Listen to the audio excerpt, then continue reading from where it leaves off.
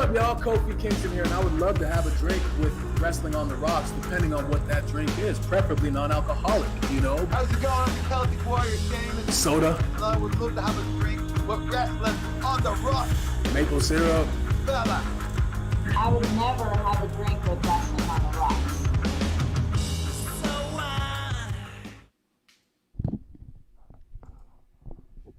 Welcome back to episode 1. That's right. This is Wrestling on the Rocks, where every show is our first show. I'm at Ref Marsh. We are at WOTR, the show. With me today for Thursday Night Chaser, we got Mr. Klump. Oh, how's it going, everybody? Oh, yeah. At Crybaby Klump, killing it every time. And with us, as always, Miss Amanda Jane with a Y. With an I. It's an I now? No. I said hi with an I. Oh, hi with an I. Oh. All right, whack, whack. Horrible joke. Okay. Well, I think your mic cut out for a second right before you said it, so I think we only heard part of it. Oh, okay. At least I only heard part of it. I don't know about everybody else. You guys tell me. Guys, what a day. What a day to have a drink. Yeah. Oh, yeah. Hell yeah. Not a slow news day. Not slow. Not slow at all. Well, let's start with something simple. What's in your glass, Klump? Pasta. You're drinking pasta? That's so good, dude. I mean, might as well be. Oh my God, how do you drink pasta? That's so amazing. Oh, I've drank pasta before. I had like, I forget what it was. Probably something related to teeth or something. But I remember I couldn't eat solid foods for a little bit. Mm-hmm. And I actually took a slice of lasagna and hid it in a blender so I could like drink it. Oh. No. Oh. It's remarkable how different the flavor is once it's all been blended together into a paste. Yeah. Is it better or worse? It was I bet awful. it's worse. Yeah. It was absolutely horrible. And it's weird to me because you just think, well, I'm taking a bite of the whole thing at once. What's the difference? Turns out everything is different. Well, you're describing, so like, it's funny you describe that. So I don't know if I've ever told you, I fucking hate lasagna. Okay. Like, I despise lasagna. And I love everything that makes lasagna. I love meat. I love Italian food, so I love pasta. I love marinara sauce. I love ricotta cheese. Yeah. Altogether, the most disgusting thing in the world to me. I hate it. What? That is so weird. Well, and also in large part, it's also anytime I'm like, it started with, I don't like lasagna, to the response was, but you gotta try this lasagna or that lasagna, or my mom makes a decent lasagna, and I'm like, no, I just don't like it. So now I fucking hate lasagna. Have you had other types, like a vegetarian one where it's not meat sauce? It's actually like a... I had vegan lasagna that was bomb. That's cool. But like, no, it's also why I hate the band U2 and Blink-182, because it's like, it's not just like, I don't like it. But you gotta listen to this. And like, no, I've listened to What's My Name Again. Oh God. And Them of the State. And they suck. Yeah. God, no. Yeah, no, I hear that. Sometimes you just kind of don't like something, and then the narrative for the next 3 years of your life is everyone trying to convince you why you should and making you try all of it. And you're like, it's getting worse. I hate it more now. Lasagna. Yeah, 100%. Well, Klump, enjoy your tasty beverage of pasta. Amanda, what's in your glass? It's been one hell of a day. So I not only have one sponsored, not sponsored, and it's disappearing because my little chibi. This one right now is the lovely cherry with some Stoli. And this, my friends, is, and I think this is where Sonic, I think, listens to us, because they've come out with a wine assortment of slushies. Mm-hmm. Oh my God. So if you follow me on Twitter, you've seen I've tried all three of them. Today, we have probably, I'll say this one's my personal favorite, the Froze Rosé. Froze Rosé. Hey. So it's a strawberry and it's bomb diggity, let me tell you. And I did put some real wine in here too, because you have to. So, cheers. All right. Mm-hmm. Yeah, she's doing it. She's ready to go. I am having a strawberry mint seltzer, but then it's going to be followed up by these On the Rocks premium cocktails. Guys, I Ooh. found a drink actually called On the Rocks. It's insane. Mm-hmm. Wouldn't you know it? Their social media, as you all know, ours is WOTR the show at Twitter. Theirs is OTR Cocktails. I'm just saying. Wow. They're not weak. I had 2 yesterday, so I only had like 2 drinks, and I was like, I'll be good. I was trashed. So I'm only going to have 1 tonight. Oh, my. We need a sponsorship. We need a sponsorship. Yeah, we need an On the Rocks sponsorship. On the Rocks sponsoring On the Rocks. On the Rocks. I want to try the margaritas. Yeah, they have They have 2 different margarita ones. This is just the one that I was able to find, the old-fashioned Knob Creek. It was the one in the local grocery mart. So I'm having that. But either way, it's not about what you're drinking. It's about who you're drinking with. And I'm happy that my drinking buddies have all made it by hell or high water. Although, I mean, no one here is in the ways of the hurricane that's destroying half of the country. So I shouldn't have said by high water. But it's a saying. What are you going to do? Colloquials. But we made it. Yeah. We all had issues. We all were running late for one reason or another, but here we are. You guys want to... Is there anything you guys wanted to... Oh, wait. Producer, something you want to say? Shirts going on sale tomorrow. Tomorrow we do have shirts on prowrestlingtees.com/wrestlingontherocks. If you put in promo code Labor Day, you can get 20% off any of the 6 designs that are there. There is a brand new Wrestling on the Rocks Overweight Champion shirt. Yep. That, Love it. I'm a personal fan of. So go check it out. Check out our episode 1 again, our Drinking Buddies, our Ironics shirt if you're a big fan of me and Kevlar. But yeah, that's what's going on there. You guys want to talk about the news? You wanna... Let's Yeah. go into that.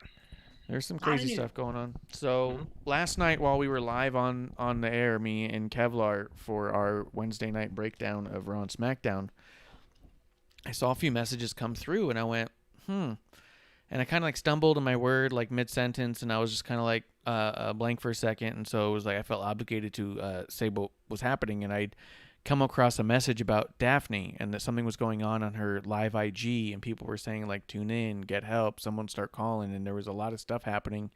So I looked at it and I just kind of went, I don't know what this is. Off the top of my head, I couldn't remember who Daffney was immediately. Since then, I absolutely remember who Daffney is. But at the time I said, hey, Daffney from, I believe last we saw her was TNA. I said there's something going on with her Impact or her live Instagram, and it seems like not great. So if you are fans or curious, you might want to go check that out. That happened live while we were here. By the time we get out, there's apparently a ton. My timeline on Twitter was blown up with people trying to get a hold of her, trying to get anyone down there to help her. Apparently, I didn't see the video. I know a lot of people were posting it, but on my timeline it didn't come up. But apparently, was it rough? Yeah. I saw an audio-less clip for like a couple seconds, just seeing her face and seeing that she was clearly crying and distraught, and I was like, oh, that looks bad. And I didn't feel the desire to continue clicking, but yeah, it was bad. And then this morning we wake up and she had committed suicide. Yes. Pretty much the extent of what I know about the details. So if you guys know anything else, I just know it's awful. Yes. Yeah, it's tragic. It's tragic. I think the hard parts too were Mick Foley reaching out on Twitter trying to get people to get to her if they knew her personally, because he was trying to call her evidently. Her, I guess from what I heard, her family was there trying to get into her apartment and couldn't get in. Police had to get in. And her mother announced this morning what had happened.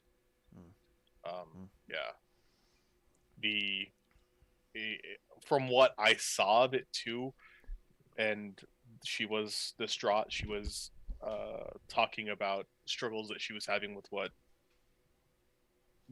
her mind, and they expressed a desire for her brain to be studied, and expressed concerns related to CTE. Oh. Yes. She stated explicitly that the only, like she said, the only way that they can discover or diagnose somebody with CT is post-mortem. Yeah. And that was when it was really bad. Yeah. That explains also the line. Producer had told me that she had heard a line in there where she said that she wanted her brain sent to Boston. But if it's to be studied for CTE, then that makes sense. She wants to go to the Nowitzki. Yeah. Yeah. Oh, they did it. Yeah, it's kind of wild too, because the one I saw a comment where someone said they thought a pistol was involved, but I don't know if that's true at all. And I've got to think that, I mean, and I don't know states of mind, but I got to think if your intent is to have your brain studied, you wouldn't use a gun. But I don't know, man. I don't know. I guess there's no rational thought in that period of time, anyways, right? You don't go through with it with having rational thoughts, so that's insane. Well, yeah. Go ahead, Klump. Yeah, I was gonna say, I always, when somebody says rational, like, thought, it's in a very emotionally escalated, difficult time. The one, like, the person's very clearly distraught to a level that's difficult to fathom. Yes. But I wouldn't. The reason I get cautious when people say like that it's not rational is there can be a lot of emotion and thought behind it, and a lot of reason that to me almost makes it more painful. And why I always advocate for somebody to seek help if they're having those thoughts, because this could be very well planned out. So it's not necessarily even a spur of the moment thing. For sure. It could, yeah. For sure. Amanda, anything in there that you know about? Wanted to talk about? Well, I didn't see it live. I saw a couple of clips, and it really was disturbing to me. And I think that when I heard the line about, send my brain to Boston and everything, and I'm thinking, man, there must be something going on with her that is making her feel or think that because of what injuries or whatever she's gone through, that it's causing her to either, I don't know, just be in a different plane. Because I remembered meeting her and WrestleCon in New Orleans the last time Mania was in New Orleans, and she was such a nice person. I don't know. She and I had like a half an hour conversation about how uncomfortable certain bras were and menopause. Hell yeah. Go figure. And I mean, yeah. But she was a hoot. I mean, she was so nice. I mean, she spent time with like everybody, because I was just sitting like waiting for my friends, and I was like really intoxicated. Okay. But it was really cool to see, and it's very sad because on social media now, especially I want to say probably just right before the pandemic really hit. I mean, social media was a bad cesspool. It's just gotten worse. And I think that there are quite a few people that I personally think that everyone's got some kind of mental problem. It might be not as severe as others, because obviously it's on a spectrum, because I can say that, oh yeah, I have things and I struggle with it. And I'll even disclose right now, I got in trouble today at work because of it. And man, how does it make me feel? Well, of course, first thought was I want to punch my boss in the face, because he's the one who causes it. And then two, like my next thing was to like, I need to leave. I need to go cry, and I need a slush. So that's how I ended up with two. But anyways, I think that, there's a lot of that bullying, and there's a lot of all of this other stuff. And it's like, you don't know what people are going through. And it's very difficult because, if you're sitting there, normally it's one person with, either an avatar of someone famous, or they're whatever. It's like, you don't know what people are going through. It's like, how would you like that to happen to you? And it also brings in to me of thinking, okay, for some people, these people on Twitter they talk to, they're their friends. I'll use that term loosely. And, it's hard. So my big thing is, if you really have like a bond or kinship with someone, you should definitely, reach out to them, every once in a blue moon, see how they're doing, and, because that can make someone's day. That could maybe change someone's mind about, I'm in a dark hole. Yeah. So that's true. I think we've all expressed at one time or another all of our little struggles as well, and we've all had and dealt with and still deal with our own struggles from the day to day. It's one of the reasons why I'm very adamant that we keep doing the show. You know what I mean? Like, it sounds crazy, but it's like we're not Conrad. You know what I mean? We don't have some sort of empire. We're not all like, this isn't our full-time gig. But this forces us to once a week sit down with our friends, goof off, have a good time, and remember that we're all friends still. You know what I mean? Because it's very easy to lose track of everybody in your life. Yeah, absolutely. Oh, and for those who didn't hear my crack, I said, well, I'm not marrying anyone, for their wrestling connections. Not yet. You haven't. Hey. Who are you referring to? Who are you referring to? Only time will tell. No. Only time will tell. Kind of woman. Come on now. Oh my God. No. She may not be, but I would. I will show my butthole to every. Yeah, no. I'm a regular Tom Dick horse. That's a good point. Yeah. Klump is that type of woman. Yeah. Damn right. I have standards, Come on. But yeah, I want to be John Cena's baby daddy. Yeah, 100%. I think you'd make a wonderful mother. I think.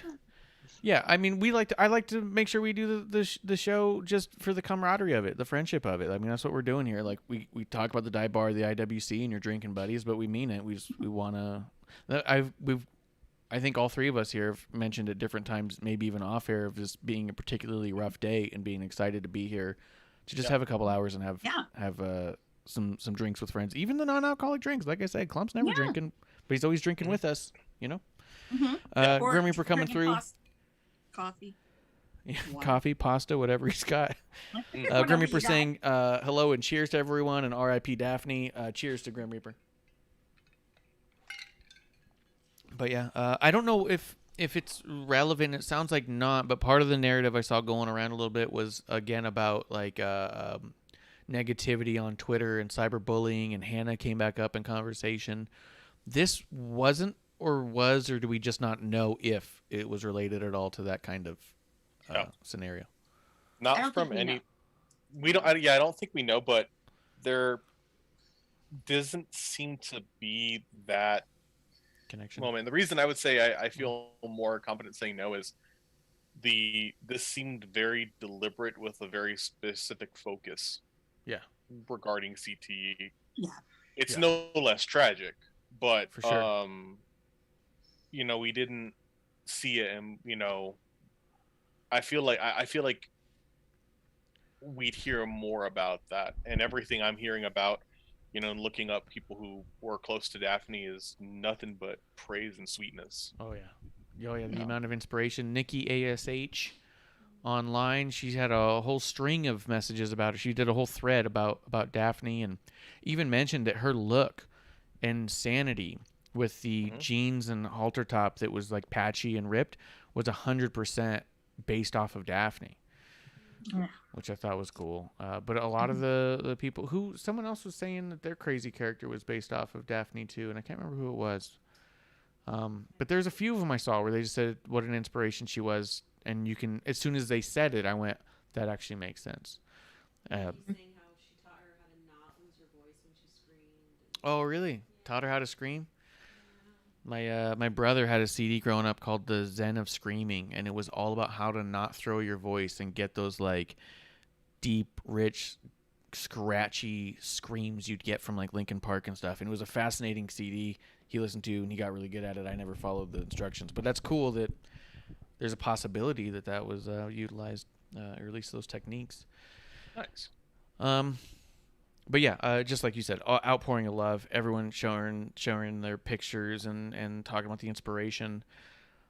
I do want to throw out real quick, because he's come up before. So I, as a brief thing, because it did come up and a lot of people were talking about it, Sean Ross Sapp did put out a tweet, and I don't know how he would know this, but he says WWE sent out a message to talent today noting that they provide counseling services if they're in need of help. Before we get on to the bad side of that comment that was followed, but there was Jake Atlas retweeted that. And Jake Atlas said, "I certainly don't want to make this about me, but this is important to speak up about.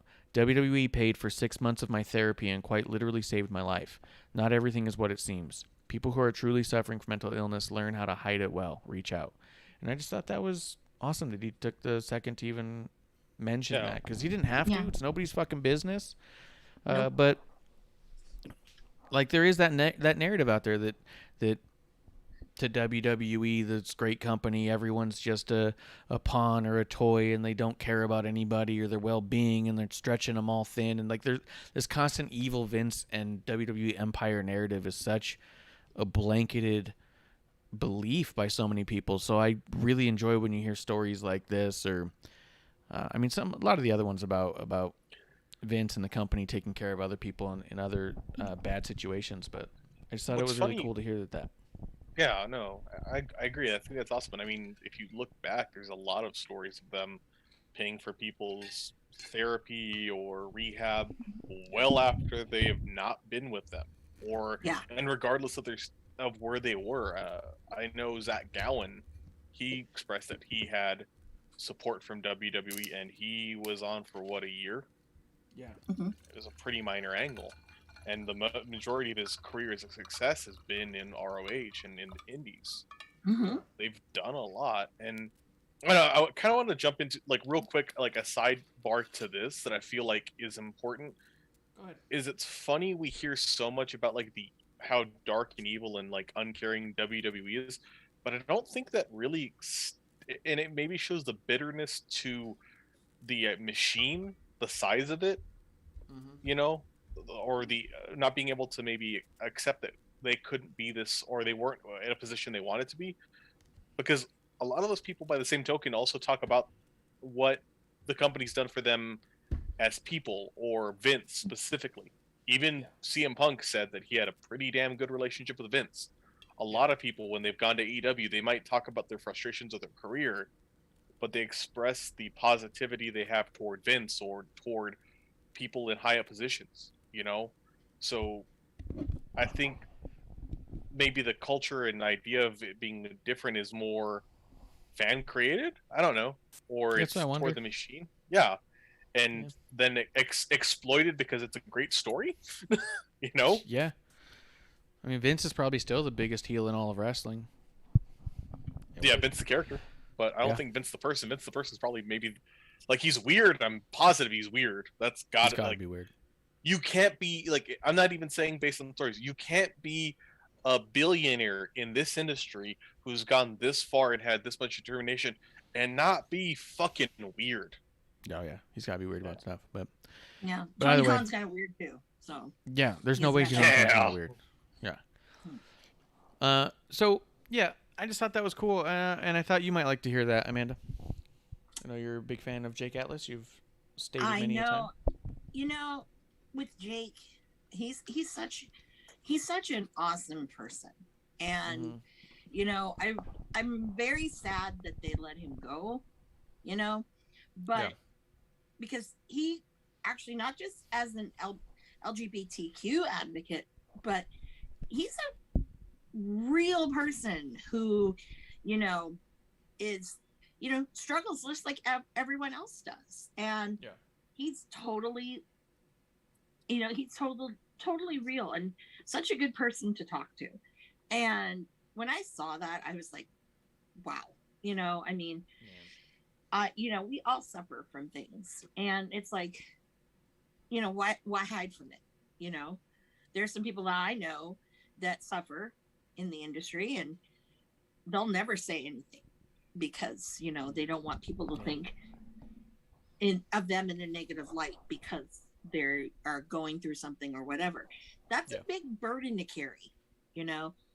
And I'm not saying everyone be like Jake Ellis, but, you know, more people, I think, who are comfortable with being open about these kinds of subjects.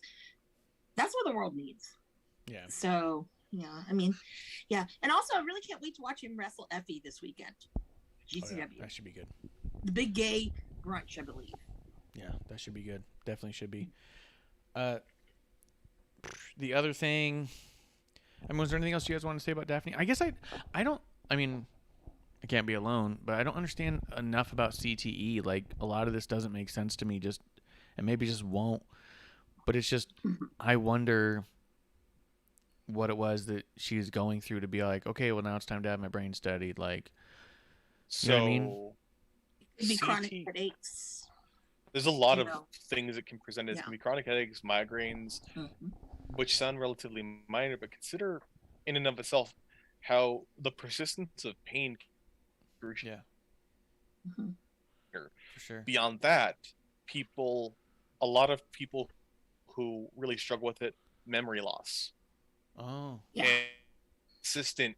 It's not like it in a sense. I've read about it a lot, and it's early onset dementia Oh. in a lot of ways. Beyond that as well, motor skill issues. Very, loss of function there, loss of movement.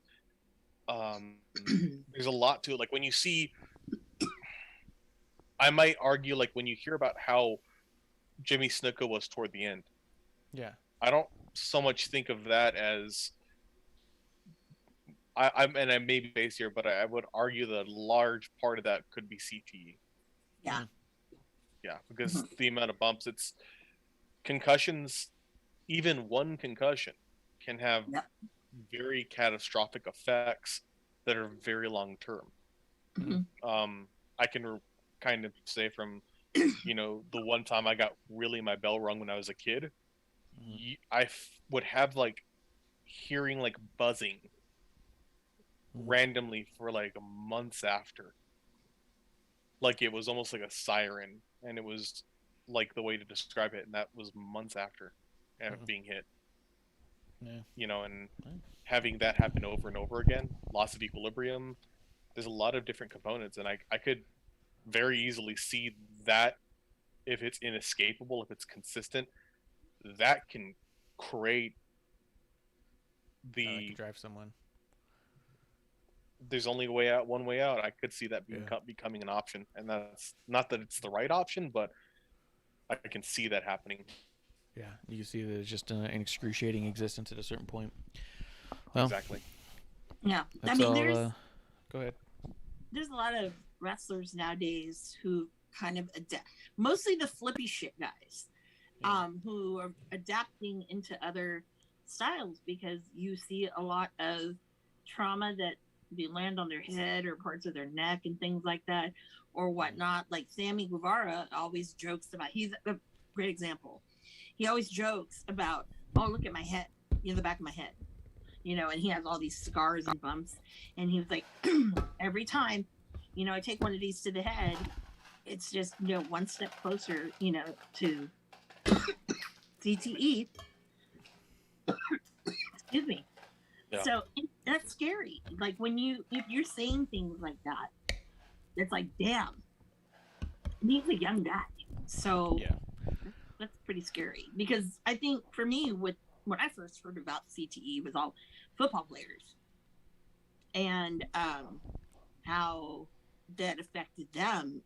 And I think there was like a pattern of, there was a couple who had very, it triggered violence.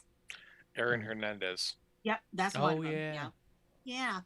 And it's scary to think like, oh gosh, what is this doing? Because we don't know. Because sometimes I think that, I'm gonna pick on Marty Jannetty. Okay, I know everyone knows he's a drunk, but you know what? Honestly, like I think part of that is fueled by, CTE. I mean, I honestly believe it. Yeah, But I could see he's that. drunk.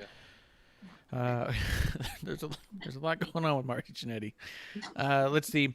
Did you guys want to? We'll mention it briefly because it's trending. But you saw Carl Anderson's trending because of all this too. Mm-hmm. So there's that post that goes up saying that WWE's offering the talent counseling services if they need, and he decides that's the time to respond and say they suck, bro. And a lot of people are like, the fuck's the matter with you? And then a couple minutes later he goes, whatever happened to the Wednesday War? They sure gave up quick. And you're like, what's going on with you right now? Like, He's really, yeah. He needs something to do. he needs something to do. It's bitter, and look, I'm never gonna knock somebody for being upset about the situation they're in. That's the feelings the person feels are valid. Yeah. I always say that, like, with what's in your mind, your own perception is valid because it's real to you. But there's an ability that needs to be present to discuss it, or be, you have a little bit of tact, because fuck, that's just, we get it. You didn't have a good time there. It wasn't great. There's other times and other ways to say that, and I mean, if I'm honest, I feel like you say it a lot. Yeah. That's like, their I feel gimmick, like though. and that's bull. You need a better That's fucking bullshit, gimmick. yeah. But still, I mean, Because, sorry, go ahead. I was gonna say, but they also push the envelope almost too much. So it's like they don't really have that filter, so to speak. So I personally did not, I was like, whatever, dude, you're gonna get people pissed at you. Yeah. But if that sells you a t-shirt, go right ahead. Do what you got to do. You know what I mean? I feel like that's like the if that's the goal of it, it's sad. Like, Yeah. I could see that, like, yeah, that the in doing this we're getting attention, but that's just shit attention. If this is your way of getting attention, I'll be honest, and this is my hot take on it, I can kind of see why you didn't do so fucking well in WWE. Also, if it's gone so well for you outside of it, yeah, you got a championship in Impact, but your existence right now in wrestling is pretty much defined by being the towel boys for Kenny fucking Omega. Yeah. Yeah. I'm sorry. Yeah, I kind of thought that too when I saw it. I was all like, if you weren't fired already, this had done it. Yeah. Like the way you are online, that had got you noticed. So, yeah, he's just being dumb. We unfollowed him, and it was a bummer. I do want to hit the chat real quick. Jeremy did come through and say, cheers, dive bar friends. Grim said, indeed, Jeremy. And he said, Grim Reaper said he's not being a good brother at all. Good. That's great. That's like the bastard brother, You're being kind of a bad brother right now, dude. You're a bad brother. We need to remove you from the family. Mm-hmm. Let's see.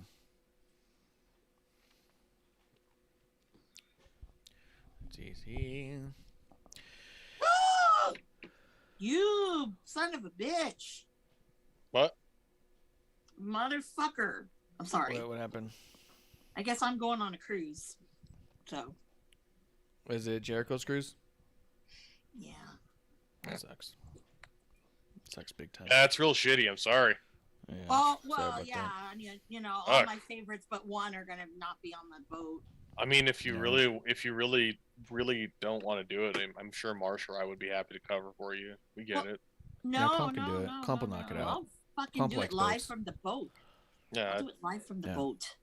Klump's been big on boats for as long as I've known him. I want to see if the camera isn't rocking, I demand you make the camera rock. Yeah. She's just holding the camera, like moving it, and you're like, is the water's that rough? No, I just want to give the appearance of being on a boat, really. And I'm moving too. The other.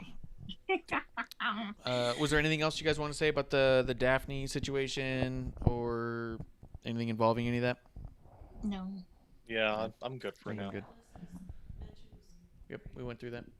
Yep. So tears in our beers, and cheers to at least there's no more suffering. So And anybody who needs help, there's a million Please reach venues and avenues, and reach out. Just tell someone. Yeah. If you tell someone you know, you'll be probably surprised by the response. You know what I mean? Yeah. Jeremy says that's not very too sweet of Carl. It's true. Before we get into AEW, there's 2 more bits of news. My personal favorite thing right now is Matt Cardona. And he just showed off his new spinning Universal Championship GCW title, customized. Jesus Christ. And I can't fucking wait for this. It's incredible. It says GCW Universal Champion. And he's got his the woo little Zack Ryder guy on the top. Oh my god. Yep, it's got the Zack Ryder skull on top. It's got the Long Island fingers on the side of it. The thing spins in the middle. It's so fucking funny. It's so good. Yeah, it's got a lot of purple in it. Purple in that fucking turquoise. It's like, there's no way GCW fans aren't like, fucking goddamn it, I knew it. Like, yeah. I love it. I sent the video of it to you guys just to know what you think. Klump, what'd you think of it? I mean, he finally... John Cena took his girl. He took John Cena's title. Hell yeah. Was he dating someone that John Cena was dating for a little bit, or are you talking about storyline? That was like his first storyline. Like That's fine. Yeah, like Eve. yeah, he got injured and shit, and John Cena took it, and that was when we found out he has elastic ankles and legs because of Kane. Yeah, that's so good. Amanda, what do you think about this new title, the GCW Okay, Universal Championship? First of all, he, I think, is the fucking greatest heel of all. He can be the greatest heel of all time. He might because be, yeah. that is so brilliant. Oh my god. I'm really waiting to see him put out a really good shirt with this whole GCW thing. I haven't seen one yet that I've really liked, but I'm hoping he comes out with one. And I mean, I've got my Matt Cardona ref shirt on right now. It says I'm here on it, and the back says always ready. Like, it's literally my Matt Cardona shirt. But you know, I actually for a while, because I was like in and out of watching, you know, WWE at the time. I wasn't really doing indies much, but except for my locals. But actually, him and his stupid The True Long Island story suckered me in to like be invested in this guy. So anytime I can see something like fucking cool or a throwback to, you know, whatever, and he just eats it up and just, it's amazing to me. It's like, that's the kind of talent that I knew he was, because, you know, obviously he had that when you saw his videos. Yeah. But yeah, I loved it. I loved every second of it. And when his hand went to go spin it, I was like, oh my God, this is the best. I was like, oh my God. Yeah, I want a picture with it. That's one title I would love to have a picture with. Oh yeah. It's incredible. I do think that he's doing some of the greatest work on any independent promotion right now. He understands the audience, and like he gets it better than most, I think. Because any other dude, even on his level, who would have gone to work in GCW to do something with Nick Gage, would not have put this level of effort into it. Yeah. You know what I mean? Would not have like tapped into the fandom like that. I mean, even look at like, let's be honest. Look at what Jon Moxley and Jericho have been doing with Nick Gage. Is it half as interesting of what Matt Cardona is doing with GCW? No. Even I'm David not trying to Arquette. knock them. Yeah, even David Arquette. Yeah, and I was there. Yeah. It's not. I mean, it was like, whoa, okay. And then after the fact, when he was like, you know, I didn't really know who Nick Gage was. That was kind of like, are you fucking dumb? But no, but this has been such a great build up, and then just that story with it. This is quality shit. So Lauderdale, dude, bro, if you were the one who came up with this shit, holy crap. Or whoever. Yeah, this is next level stuff. This is like high level. Yeah, this is the kind of shit that sometimes I feel that if Vince had let the Zack Ryder character kind of flourish into something big, we could have gotten some pretty good shit like this. Yeah. Yeah. And I think that's watchable TV. And even if you're a casual viewer, you're going to be, this guy, like, this guy's funny. Like, why? Why am I laughing at this guy? I mean, this guy, everyone hates him, but it's something comical about it.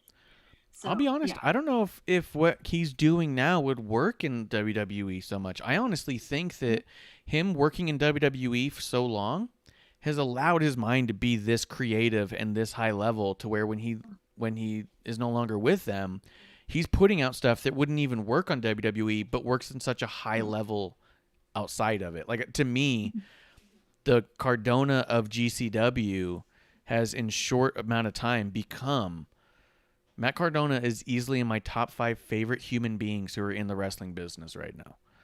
Just between all the interviews, between the attitude, between the effort I see him put in, between the little tiny details that he's focused on, the eyes he's gotten on GCW in general. Like, this whole thing is to build up GCW, and it's fucking working. Yeah. The fact People he are dressed up interested- as Vince McMahon in the last one, he put on the Vince McMahon ECW champion getup with the do-rag and the stupid gloves and the whole fucking shitty sweatshirt. Like, that's fucking amazing. And for him to do the spinner belt. Is going to come out in jorts then this weekend? I don't know. He's going to be Universal Champion. too. Maybe he's going to call himself Tribal Chief or something. No. If he can't be head of the table, he could be like head of the bingo hall? Yeah. No? No. The American Legion Hall. Get it right. American Legion Hall? Yes. VA, VA memorial places, Yeah. Yeah. The VFW chief. Hmm. What's it? Very excited about Fatu and Hammerstone. Yeah. Hammerstone and Jacob Fatu are going to be having a match October 2nd in Philadelphia. Did you see that? Yeah. Can't fucking wait. Fucking Cannot excited. fucking wait. Fucking excited. Yeah. Klump, was there anything else you want to say about the Cardona stuff? Oh, I echo you guys there. The dude's been fucking killing it. Mm-hmm. So I'm excited to see where we go with it. He's amazing. And I love that he was with the WWE so long, and I love that he was arguably very smart about his money. And I say arguably because the most we actually hear about his money specifically is when he spends $10,000 on an action figure. But I assume it's because he's handling the rest of the money very well. You know what I mean? He's a lot of shit money. Really bankrupt. Yeah, he's not bankrupt because of it. Doesn't That or seem it's like a studio apartment with a shit ton of action figures. Yeah. No, I Turns think out he he's like actually foreclosed his has- house. Yeah, I think actually he's got something, but I know he used to be, or he's a big Disney person, Mhm. so I don't know if he goes that route much anymore. What the fuck does that mean? What route? Well, like going to Disney and like every other like weekend or Oh, every week. yeah, he or goes to week- Disneyland. As soon as he Still? won the GCW championship, he took pictures of it in Disneyland the next day. I mean, that's not that bad. I have people I work with who do that. Yeah, that's not bad. I'm just saying, he's got the money to do this stuff too. And this dude is like straight up living a version of the dream, right? Because he always wanted to be in WWE, and he was. He was there for a really long time. He had a WrestleMania moment. He got to share it with his dad. He's held a title there or two. He's had a couple moments there. So, yeah, he may not have had a Hall of Fame career. He may not be a WWE legend or icon down the line. But everyone who's watched wrestling over the past 15 years definitely knows who he is and has a lot of respect for him. And the idea that he's able to now use that and turn it to becoming this, like, he's like almost the Cena of indie wrestling right now. You know what I mean? Yeah, I mean It's fucking great. This is what makes indie wrestling cool. Okay, and it's bringing the masses to take notice. And if it takes fucking goddamn Zack Ryder, then fucking God bless him.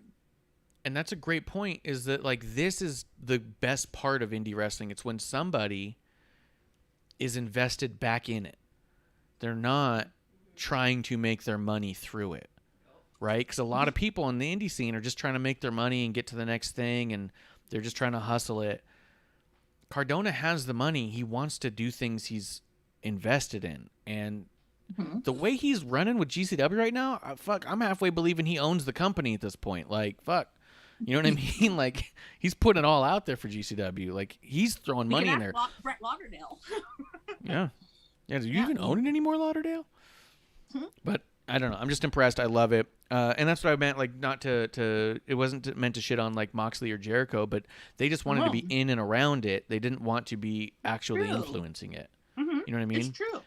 I want to have a match because of the notoriety of having a match with that person, but I really don't care about if it's that promotion or another promotion or if anyone shows up or if two, you know what I mean? Like, where with Cardona, he's like, no, I want to see if we can start selling out some buildings, and I want to see if we can get action figures made, and I want to make this a more marketable company because it already has such strong roots. Like, I love seeing this. Yeah. It's just so dope. Like, I think they were saying the last couple of shows have had almost double the attendance. Yeah. And it was like on levels of Joey Janela's Spring Break. Yeah. That has always been the big cornerstone of all of the GCW events. Now that you're getting the normal events and they're getting that kind of crowd, it's a whole new thing. It's dope. So it's awesome. Exciting. All right, the last little bit of news before we get into it, and I know it feels like we might be dragging a little bit, but I don't know. I just felt like this stuff was important.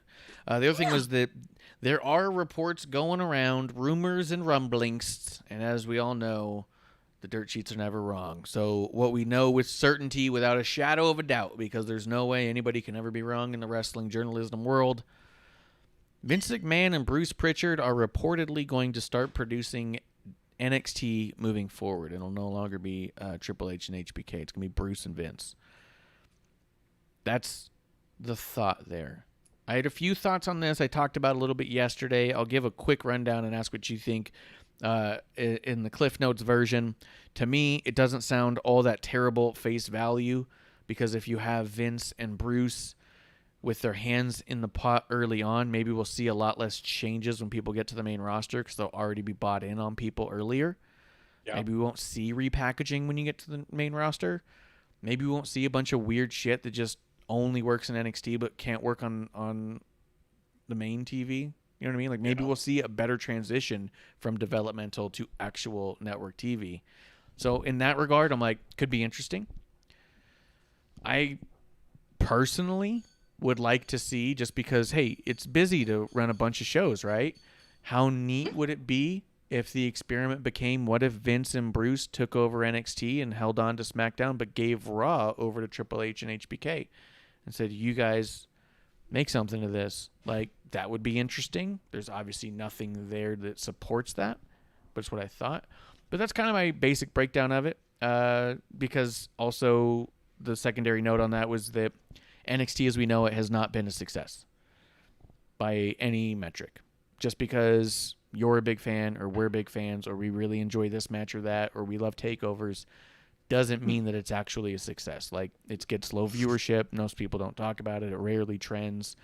They probably see the least amount of sales when it comes to their merchandise. Like, they didn't do anything to slow down AEW's growth. If that was or wasn't the goal, I don't know, but they didn't either way. It's not also creating stars who are ready-made by the time they get to Raw or SmackDown, so I just don't see that there's success there. That's not to say we didn't enjoy it and don't love it, but it is to say that I can understand why a rebrand was happening. So with all that out of the way, so we're not just repeating everything, I'm going to start with you, Klump. What do you think about this rumor that Vince McMahon and Bruce Pritchard are going to take over NXT?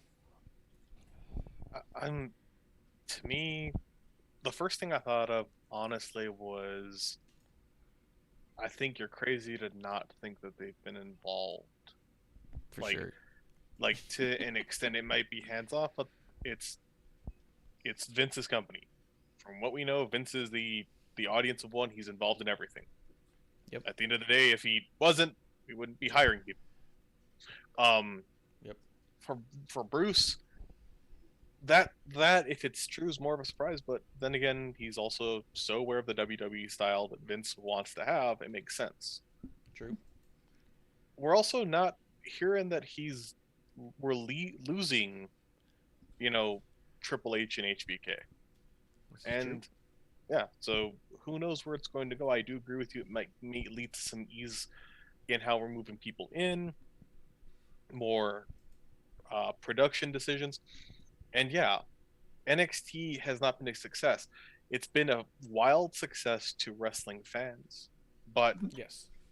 at the end of the day, the desire for this to be a commercial size success isn't what we're seeing. And that's fair and valid. If you're a company trying to make money on this, yeah, you want that. If you're trying to, I guess, tour it again, you want to have a reason for it. So I guess, to me, it makes sense. I think it's a bit much over nothing, because if it were something that was so critically, terribly wrong with it, I don't think it would have gone, 8 years now? Yeah. And it's only been on TV for 1 or 2 years? Yeah. It was mostly a network thing, so. Mhm. Amanda, what do you think? It makes sense because of all of the people that were let go. So, I don't know. We'll see. But, I don't have anything, there's nothing negative really to say. It's just, it's going to be interesting. Yeah. But I don't want it to become the same old shit. That's why I stopped watching WWE.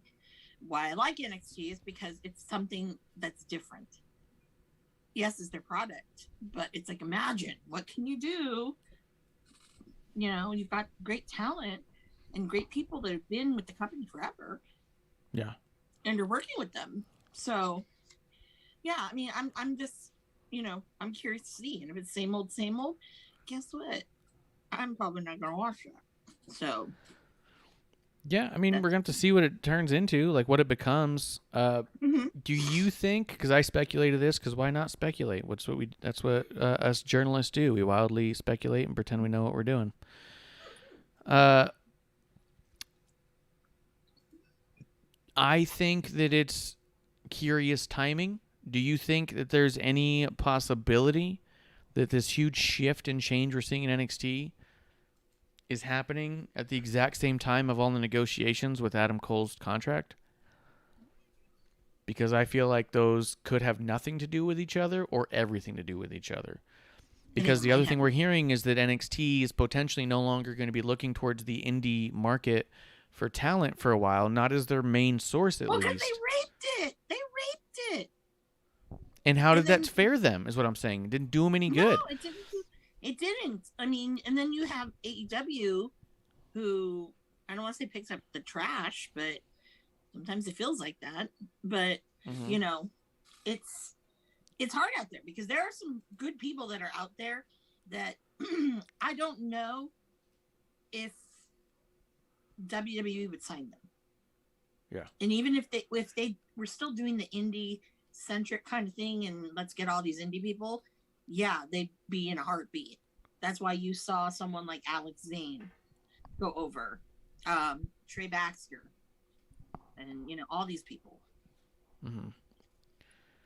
But what I was saying, the idea that there's a possibility that Adam Cole is in these negotiations and clearly has friends and a girlfriend in another company, I don't know. Who's to say that he didn't try and pull that card and say, hey, how much are you willing to pay me to make me stay? Because why should I not go over there? And I wonder if it broke down to, then fucking go over there. Matter of fact, go there and take your friends. Boom, here's a dozen people go with you. How about that? You and all your friends, go play with your friends and your girlfriend. We're over here trying to fucking make business. I could see that breaking down real quick, and I don't fucking know. Yeah. But Especially I think that it's curious timing that they're saying, hey, and I think it's also a little bit crazy to think that they'll never pick up indie talent. It's just not going to be their first focus like it was during all this NXT stuff. And I think part of the reason they're going to stop is because it hasn't been a success for them. You know what I mean? As much as you want to say Adam Cole was the greatest NXT superstar in the history of time, people want to put out that narrative. He's on the Mount Rushmore of NXT. Has he sold more t-shirts than Finn Balor? Has he sold more action figures than Samoa Joe? You know what I mean? I don't know. I kind of doubt it. You know, it just hasn't worked out for them monetarily. And was Adam Cole ready for the main roster? If you ask me, no. No. But also, his old lady just did sign a multi-year agreement with AEW. So, yeah. Could be all coincidence. Who knows? Maybe. What do you think, Klump? I mean, I'm curious to see. I'm genuinely just curious to see what happens with Adam Cole. I don't know. I think he would do better, honestly, in AEW. For sure. Because I think there is a lifespan to him in NXT, and in the main roster, I don't know what they'll do with him. That's not knocking him or anything. It's just you really need to reset him, and the story around him is a bit rough now. Part of, to me, what always defined him was he had a group of friends around him. He's a decent worker, but he had a group of friends around him to help his ass out and made him 6 foot tall. Mm-hmm. And that's not the case anymore. So to do that, you might want to put him somewhere else, like let him go to AEW, let him go to Ring of Honor, let him go to New Japan. For sure. I think it's a dick thing to say. I feel like we've seen the best of his career already. But also, tell me what you think about the idea of them not going for the indies and that stuff. I'm not really worried about it because, going for the indies right now, there's so much attention to it that maybe looking away from it right now is to let that all just settle and simmer. Be able to bring people in when it's more attainable or reasonable, because now I'm sure it's a lot of rough bad press that I'm sure they're considering when somebody has a great story and doesn't get signed. Yeah. And everyone thinks that they're like you always pump yourself up. So just go there, and you can build people up. You don't necessarily have to pull people in from the world of wrestling to make great stars. The Rock was not an indie talent before he went to WWE, nor was Kurt Angle. For Brock every Lesnar. Steve Austin, Brock Lesnar. For every Steve Austin, there's a Brock Lesnar. And that's fine. Yeah. I think for AEW and other promotions, if the talent views themselves with such high value that they'll become this amazing person, that's awesome. But unless you're willing to calm them down and be reasonable and build people up and pay people $30,000 a year to train and get to learn, you're going to be losing a fair amount of money. Yep. Yeah. I don't know. I don't see personally an issue with it either, to be honest. I think, like I said, it kind of makes sense to me why the conversation could happen, for good or bad, or whether or not we believe it's the best move or not. It's also completely understandable. And I think that there's I just saw some outrageously terrible takes, not even from Bishop from Terrible Wrestling Takes podcast, of just, well, if the WWE is not going to be looking for wrestlers anymore, why would I ever watch them? Like, because all your favorites were not wrestlers before they got there, for one. Yeah. Like, so. We'll miss you. Yeah, we'll miss you. Mine were. Some of mine were. Yours were? Some. No. Well, I just was wondering what you guys thought about that. I think it's all good. It's all good. It's just neat. Anything happening in AEW, Amanda? As far as all the programs that I mean, want me to watch. I'm ready to move on from the news if you guys are. And I know me and Klump didn't get to watch I don't know. I don't think I watched more than 40 seconds of AEW in the past week. So okay, well, you did not throw it at me. You did not miss too much. I will say that. Seeing CM Punk come back, and honestly, I'm just gonna say this: he's been back. Mhm.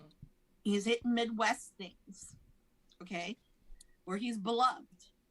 Mm-hmm. What happens when you go to like Florida, New York, the West Coast, when Tony finally becomes non-allergic to us? What's the reaction going to be? I know it's not going to be what you get in Chicago. Mhm. And the mildness that he kind of got in, I think they were in Milwaukee, maybe? I don't remember. But anyways, point of it being is that it's the same old shit, dude. You're not bringing anything new except for the gray hair in your little beard. Nothing's new because you came back with that old, haircut that, he had during that time. And, you saw it on the floor. I'm like, you need something new, dude. You do. I mean, I don't know. So it'll be interesting to see him and Darby. Because Punk, even back when he in his heyday, that's a totally different style than Darby. Okay. Yeah. And I don't know. I don't think that was a very good choice of people to start back in.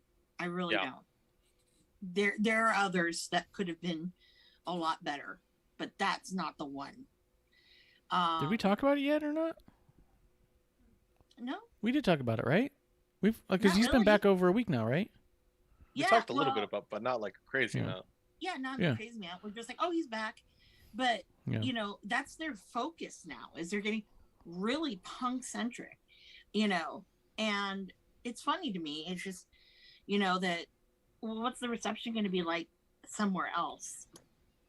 And I think the fans at AEW, if you're in a building to see AEW, they're going to lose their shit for him. It's just because they're conditioned to believe that that's what they need to do. Because he's representative of the entire AEW culture, which is an anti-WWE gimmick, which is what he's been since he was in WWE. No. I am not going to AEW to get my rocks off, because of CM Punk. No. And that's not because I'm hashtag Team Cabana. But no. I'm there for goddamn, last night, fucking Ricky Starks in these white sweat things that were really nice. Disgusting. Had to shout out to the booty because I've not talked about booty in a couple weeks. So that's a good point. A good point. That I know people will come for the ass. Stay for the drinks, come for the ass. Yeah, that's a good point. Just think. That's a good point.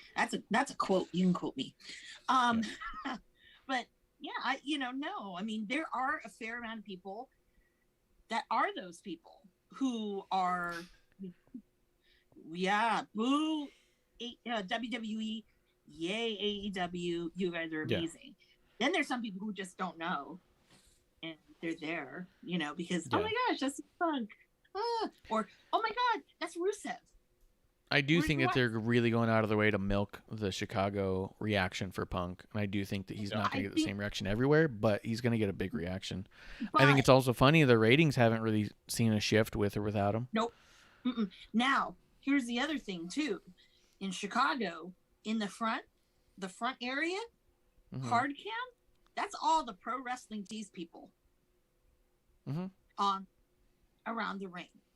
So, come on.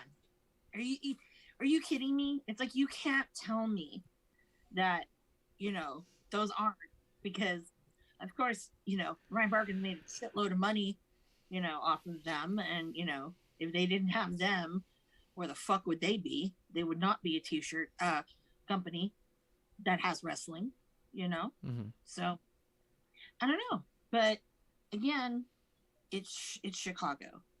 You'll have that.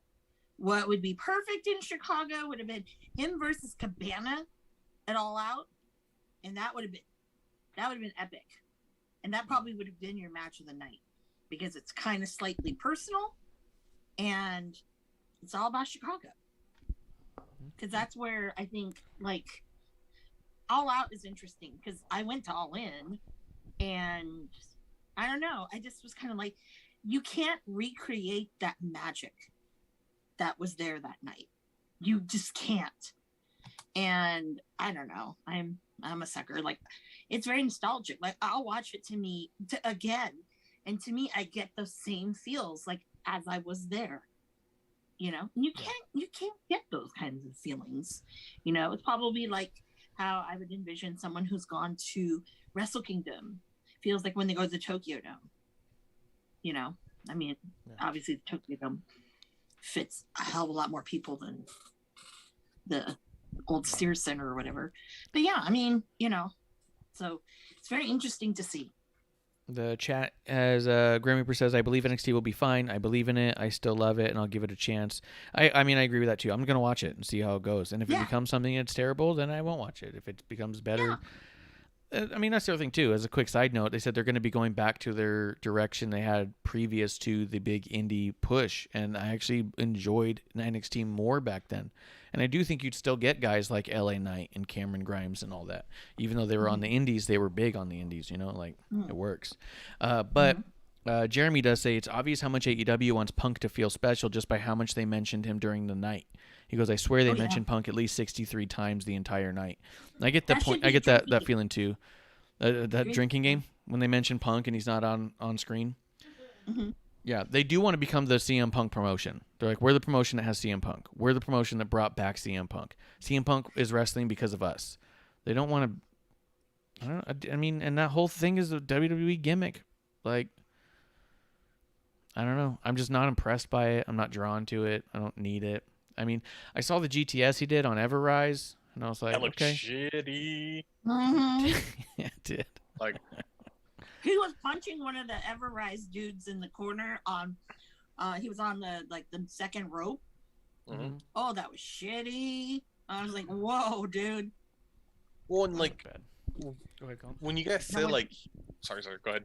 I was gonna say, no wonder you fucking failed at MMA. Yeah. No. He's not. Yeah. Go ahead, Klump. Well, I was gonna say, like, I feel. So yeah, he's just doing what he did before, but it's not just him. This is the promotion of rehashing people who the indies just viewed as better, or sorry, the smart marks, not the indies. The smart marks viewed as better. It's Chris Jericho's the greatest wrestler of all time. Chris Jericho's a fantastic wrestler who I really appreciated. He's not the greatest. He's always solid, but he's not the greatest. Yeah. You know, it's second chances are us. Yeah. But everyone's special, and yet no one's special. Yes. Mm-hmm. Yeah. I mean, not everyone's special though over there. Yeah. That's not true. That's not true. Well, they're trying to. They don't want to. They want to say they don't have jobbers and stuff, but they do. I don't know. What do you think?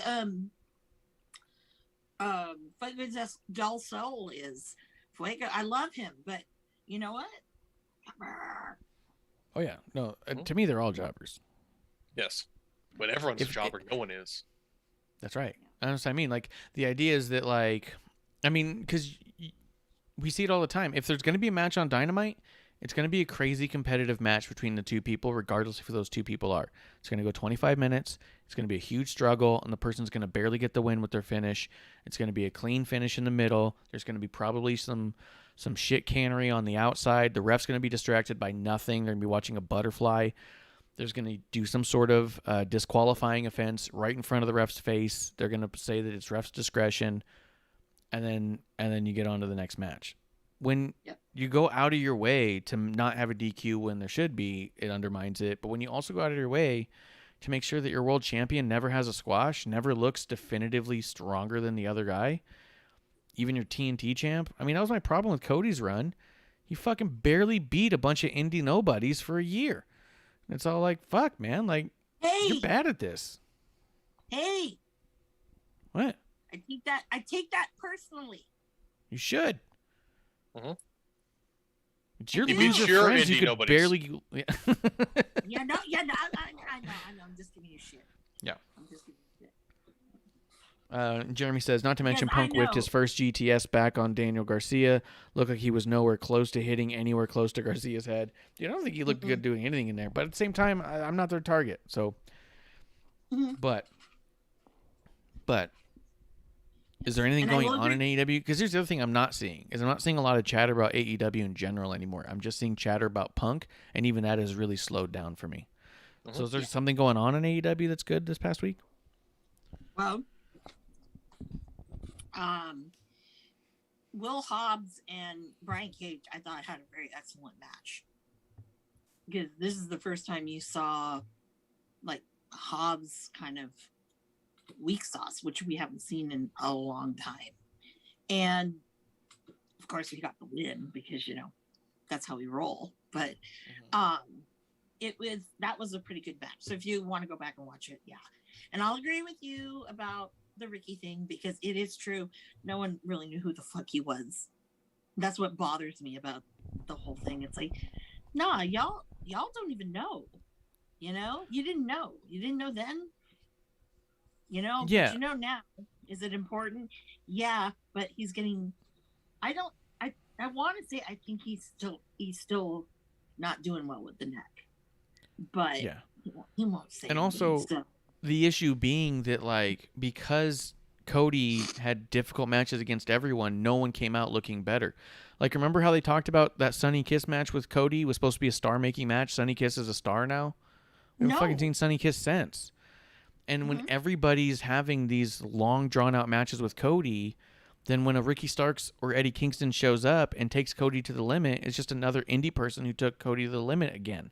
Instead of having a bunch of wins where Cody looks like a badass all the time, and then now he's struggling. Oh, we haven't seen him in this much trouble.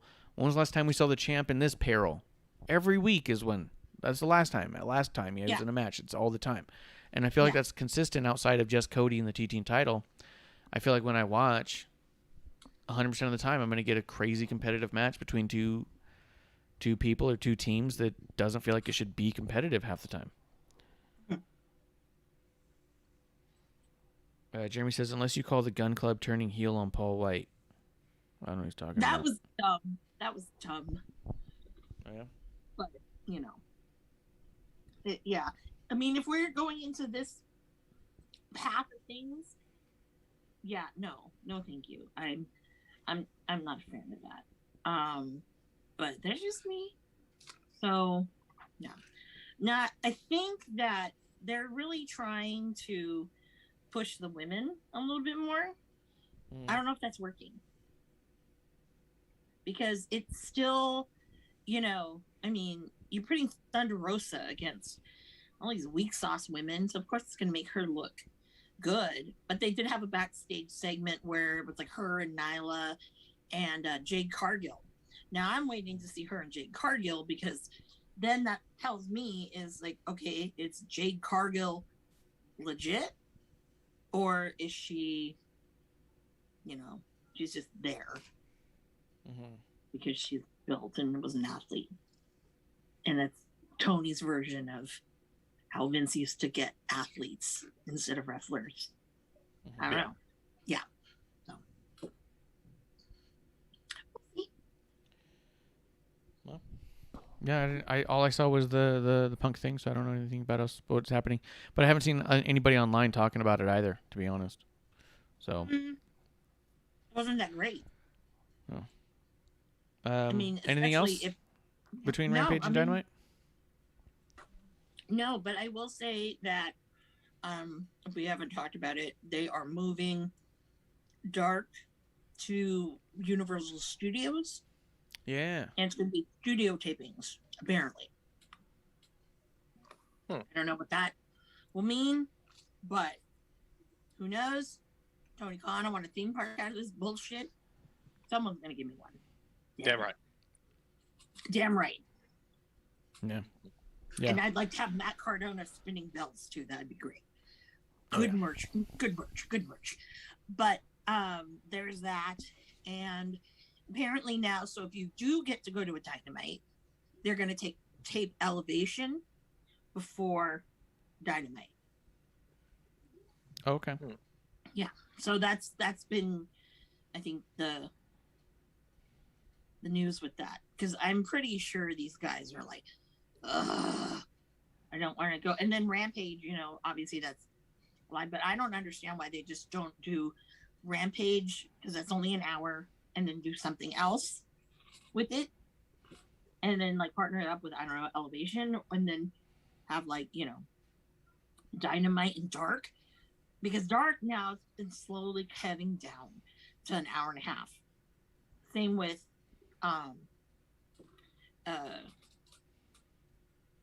Elevation. I mean, it's weird to me. So now it feels like 6 hours of watching instead of like 10. So I appreciate that, but it's getting to be same old. So, put wrestlers on there that I want to watch wrestle. Seriously. Yeah. I mean, you hired them. Mm-hmm. You might as well. Or make them come out in tight pants. I mean, that's fine. And Jeremy says, my major issue with AEW is that it seems like they've had the same feuds going on for 8 months straight. MJF versus Jericho, Best Friends versus the Hardy Family, etc. Just seems like never-ending garbage.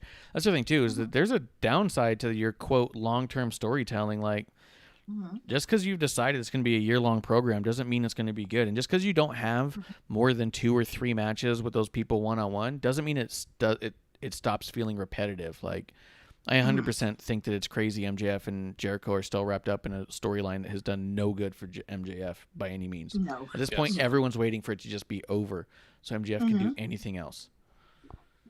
Yeah. I've literally seen people have a conversation of, can MJF pull the nose up once he's away from Jericho? And you're like, great. That's what you want to hear about from the guy that everyone said was going to be the breakout star of AEW, who's now overshadowed by all of the stars they picked up from the freelance market. And by being buried in this shitty fucking cartoon comic story with Jericho. Like, it sucks, man. MJF should be the guy everyone's talking about, and no one is.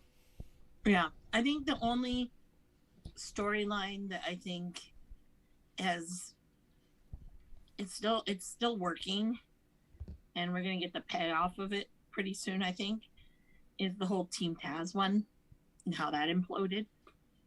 I see that, coming to it's going to be weird.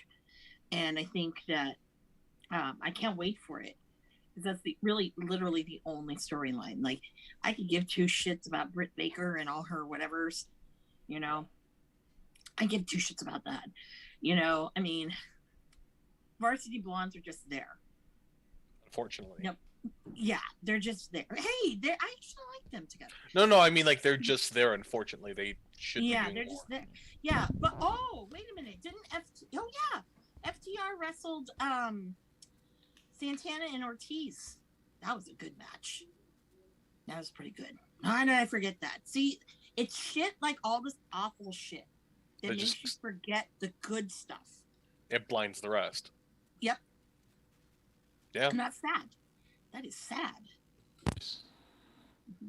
It's like, you're so focused because you're told to focus on the CM Punk promo that you forget, like, oh yeah, there's a fairly decent match with people that have a lot of potential. Yeah, like, oh my God, Evil Uno is wrestling. I don't remember. He wrestled somebody, and I was like, yeah, they're giving Evil Uno's been getting that little singles push. Yeah, which is very interesting. So. Which he needs, but then they got to do something. Yeah. All right. Anybody's paying attention? Take a drink. Technical difficulties. I'm back though. I'm back. Was there anything else? So wait, who won the FTR and Ortiz match? Ortiz, Santana Ortiz. Okay. Well, it makes sense. They've been trying to job out FTR since they got there, so that makes sense. Oh no, but they look fantastic. I mean, all 4 of them. I mean, sure. FTR can't look bad. That's just what they've been trying to do. Yeah, I mean, that's the kind of stuff I want to see. Yeah. I mean, and the other part of me is like, I really want them to fucking give Eddie Kingston back some of that shit that he lost, because he landed on sparklers. Yeah. And yeah, I really wish that they would do that for him.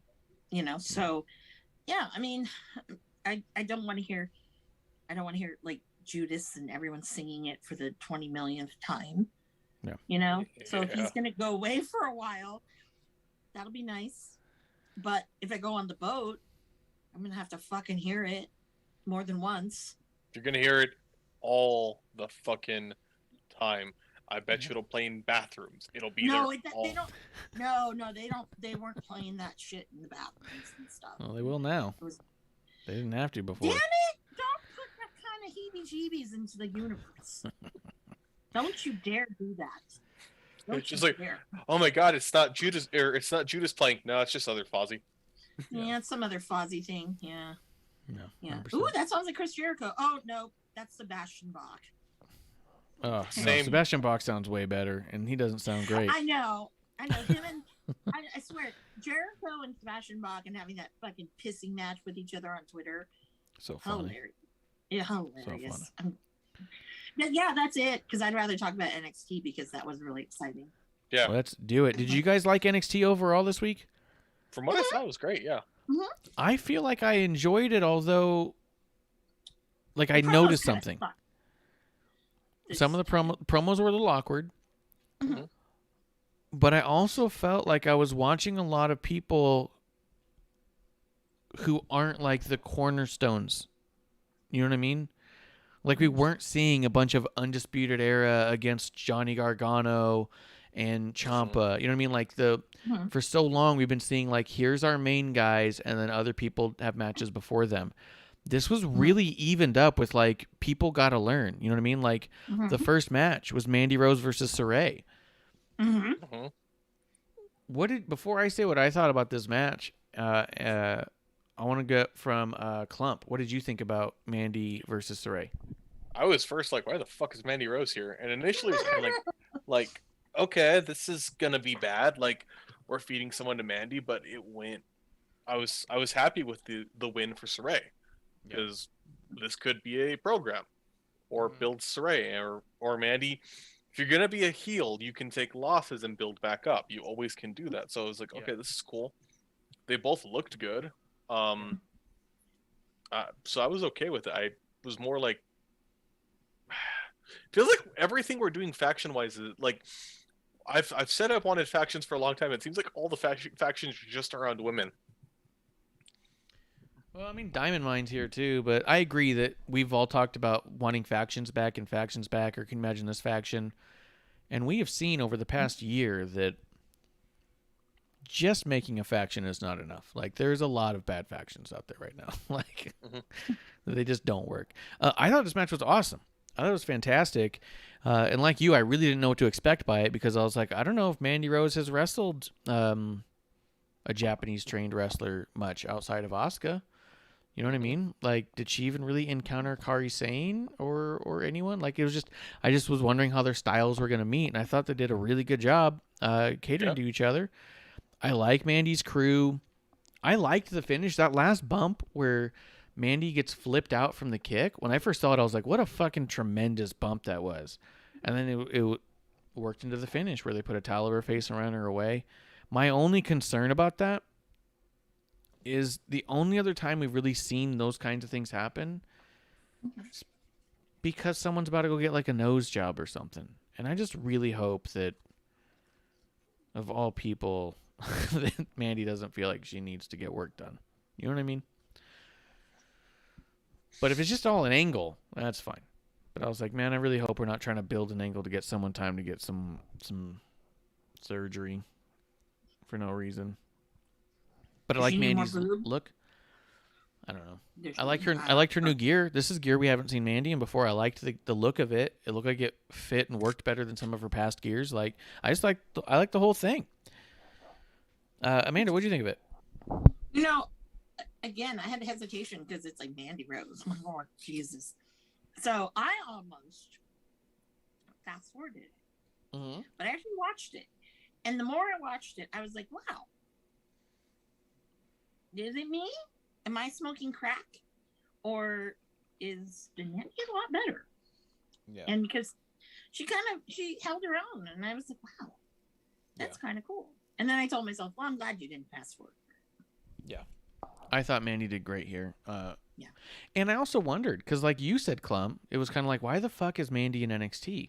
Especially if the last few weeks we've seen her, she's just been kind of like weirdly scouting, weirdly standing around. And I thought, well, what if Mandy's at this point where it's like, hey, you definitely understand the main roster. You definitely get the character building and the TV side of things.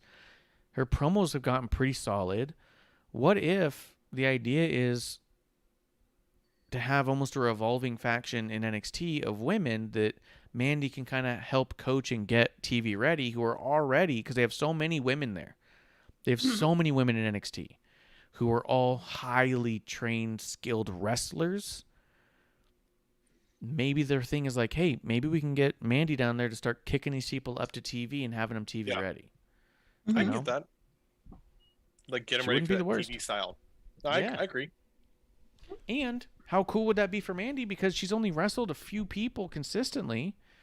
Here's a whole pool of women who wrestle different styles all throughout the indies and different countries. This could be a way that by the time Mandy's done in NXT, we could have a full roster of women on the main roster, and you could have Mandy Rose looking better than she's ever looked before, just in ring. You know what I mean? Yeah. Feels win-win. I agree with that. That was just my thought on it. No, I agree with that. Yeah. Good thought. What do you think about Kyle O'Reilly and Duke Hudson? That was Kyle O'Reilly does not need to be anywhere near the NXT title. Yeah. Like, I'm sorry. I was like, this should be a squash. If we're going to... No, it's not. Okay, he's going to get it, like, very Roman Reigns, like, I'm going to get my ass kicked, or Cody Rhodes, like, get my ass kicked for, like, 20 fucking minutes. And then keep it out of the wind. And he looked like Duke didn't look good. Like, it wasn't a great match. It was very boring to me. Yeah, I fast forwarded through most of it. I got really tired of Barrett trying to talk how great Duke Hudson was. It was just like, okay, this is not even close. Just chill. Yeah. It's like, Wade, I know you're doing your job, man. Yeah. But he looked like a knockoff Ellie Knight. Yeah. But if Wade were to give me $100, then maybe I'd be fine with that. But no. I do like that Wade is clearly behind him, and I do think that he's trained with him. So I respect that for sure. But yeah, there wasn't a whole lot here that was just standing out. It was just like, okay, maybe in like a couple years, Duke Hudson's going to be a dude, and maybe Wade Barrett will be by his side for a moment or something. Like, you know what I mean? Mm-hmm. But yeah, there wasn't a lot here where I was all like, holy cow. It was just like, huh, all right. But I didn't hate Wade Barrett putting him over. As a matter of fact, it might have been my favorite part of that match was just Wade Barrett consistently being like, Duke Hudson's the bee's knees, and Beth and Vic being like, well, he's got a lot to work against. Like, nah, bollocks, he's perfect. I was like, all right. Well, and the longer that shit went on, the worse it got for both of them. If he was doing that and saying, oh yeah, he's great, he's got this and got that, and it was a squash match, then it adds some humor to it. It builds Kyle up more, and it gives something for Duke to pivot off of. Yeah, I mean, that's just my view. I agree. Can't hate on that. Let's see. Anything you want to say about that match, Amanda? You said you fast forwarded through it. Yeah, I kind of fast forwarded through it. But, again, like, when I see matches like this, and then when I see, like, Roderick Strong, I'm like, yo, apart, you guys aren't, there's something missing. Together, oh, yeah, there's something there. But, yeah, no. I'm like, That's how I feel about that. And I hate Kyle O'Reilly's hair. Yeah, I've had such an issue with Kyle. Ever since Kyle and Finn Balor, it's like been downhill since then, man. Yeah. But we did get Ilya Dragunov coming back out. And that was dope. So he cut a promo. What'd you think about this, Amanda? It was very exciting just because he's got so much like energy. And it just was a nice little moment, it's like, gosh, you're you dethroned Walter. And, and it was, it was amazing. So I'm really glad he was around still for just a little bit. I hope he comes around more often, but we'll see. Yeah. He mentioned he was going to go back to the UK, and that makes sense. I get it. Yeah. It was funny. Producer was getting all annoyed. She's all like, "Fuck these fans." She hates the CWC as much as we do. She's like, "Fuck these fans." She goes, "They don't even watch NXT UK. You could tell they didn't know who he was, and now they're trying to chant you deserve it, like they know what he's been doing. Like fuck them." And I was like, I was just laughing. I was like, all right, because she watches NXT UK so much that she's like, Ilya's my dude. Wait till you see him. When I finally saw him, she's like, I told you. And then like they're doing this, and she's like, you motherfuckers. It's so funny. Boy, the salt is very thick. Yeah, we got to get her some NXT UK shirts or something. Mm-hmm. Yeah. Klump, what'd you think of the Ilya stuff? I thought it was a good promo. I did find it like a bit weird in that I don't know a heck a lot about either of them. I mean, he looks cool. I like his look. He's interesting. But I'm there like, but both of y'all are kind of the face in this crowd. So what is this? You know? Mm-hmm. Because it's like that match to me, it's a fantastic match, but it's the best example of there is no heel here, even though they're trying to make one a heel. So, also, I did nitpick this. I don't think it was necessary for him to limp down 2 weeks or a week and a half after. Yeah. I thought he limped way heavy.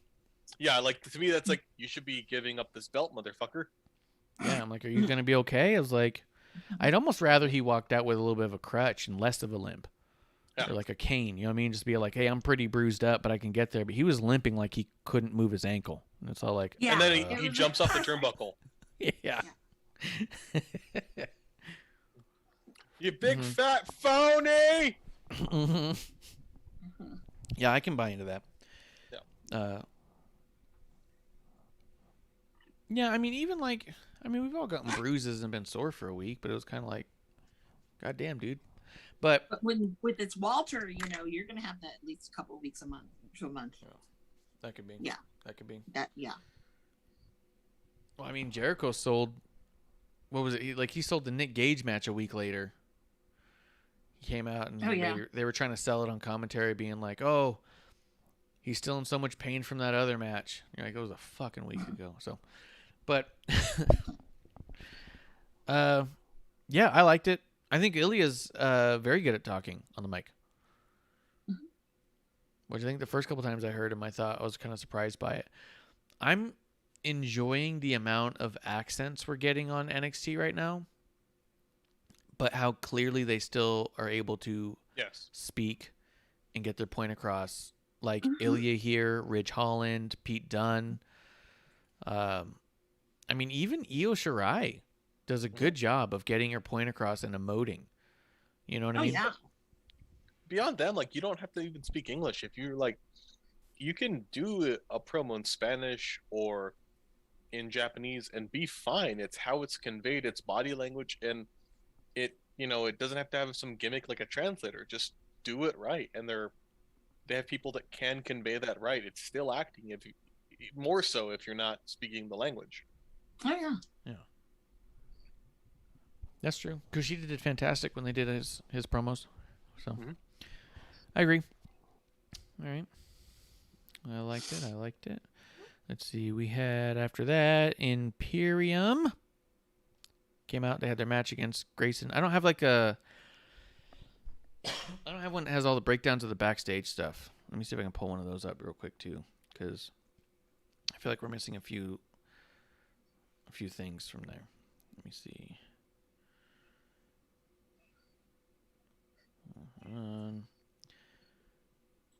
Because I remember really liking MSK talking to Regal. I remember thinking that was awesome. Yep, that was good.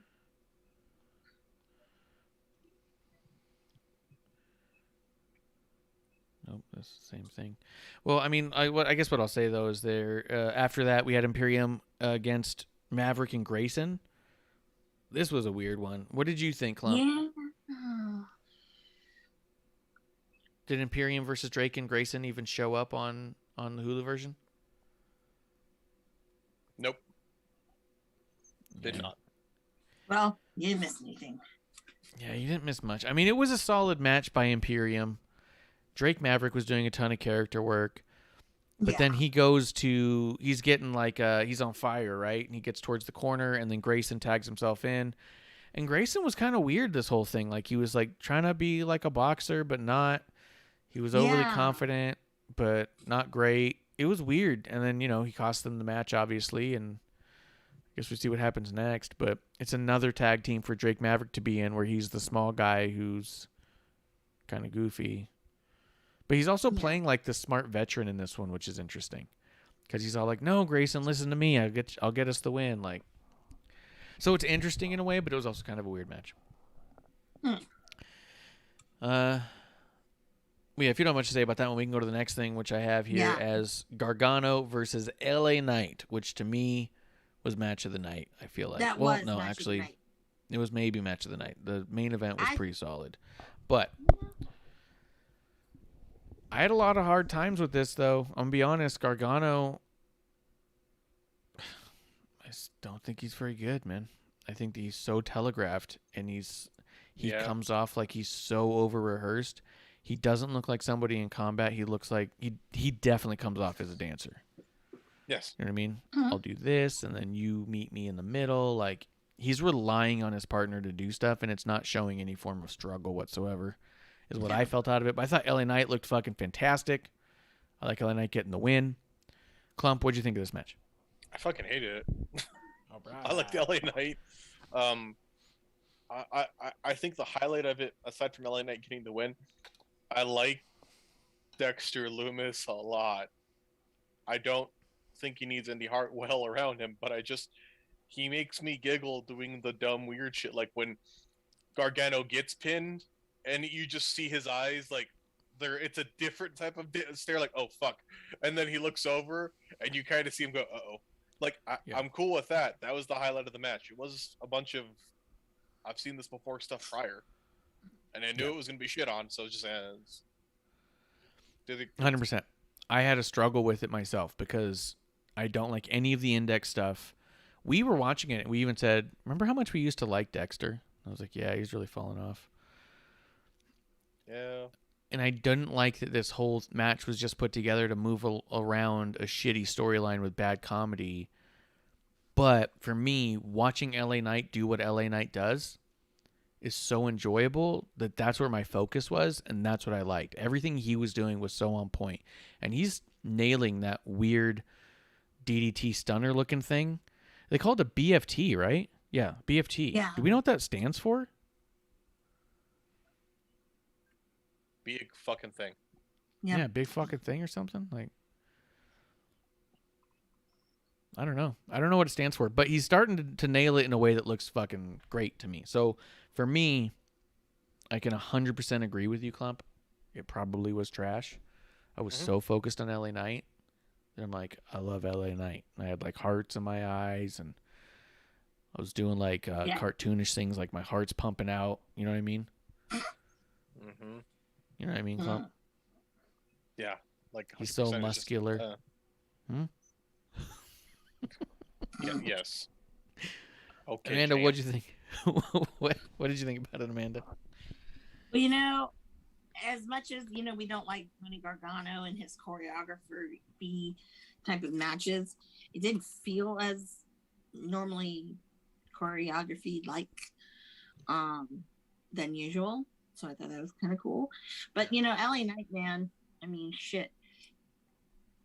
Why is he farting around still down at NXT? I mean, I think he needs to move up more so than Cross. Yes.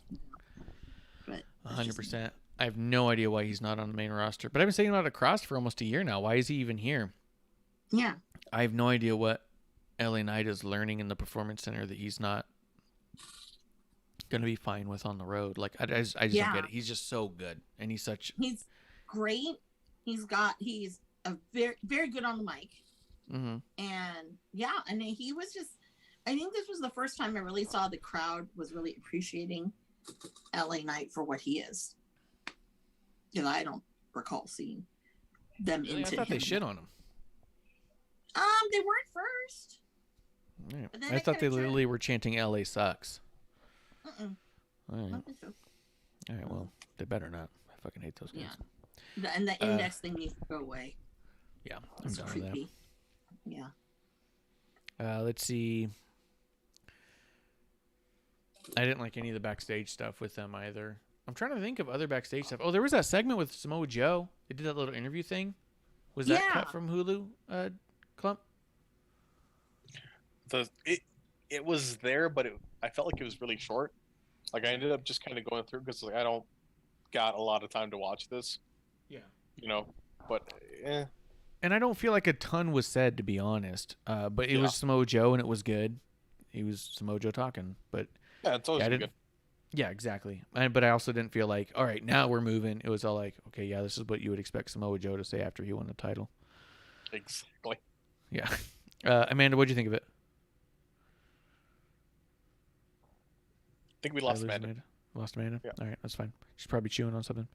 I'm trying to think of other backstage segments before we just end up wrapping it up on these last two matches here. Or there's three, but...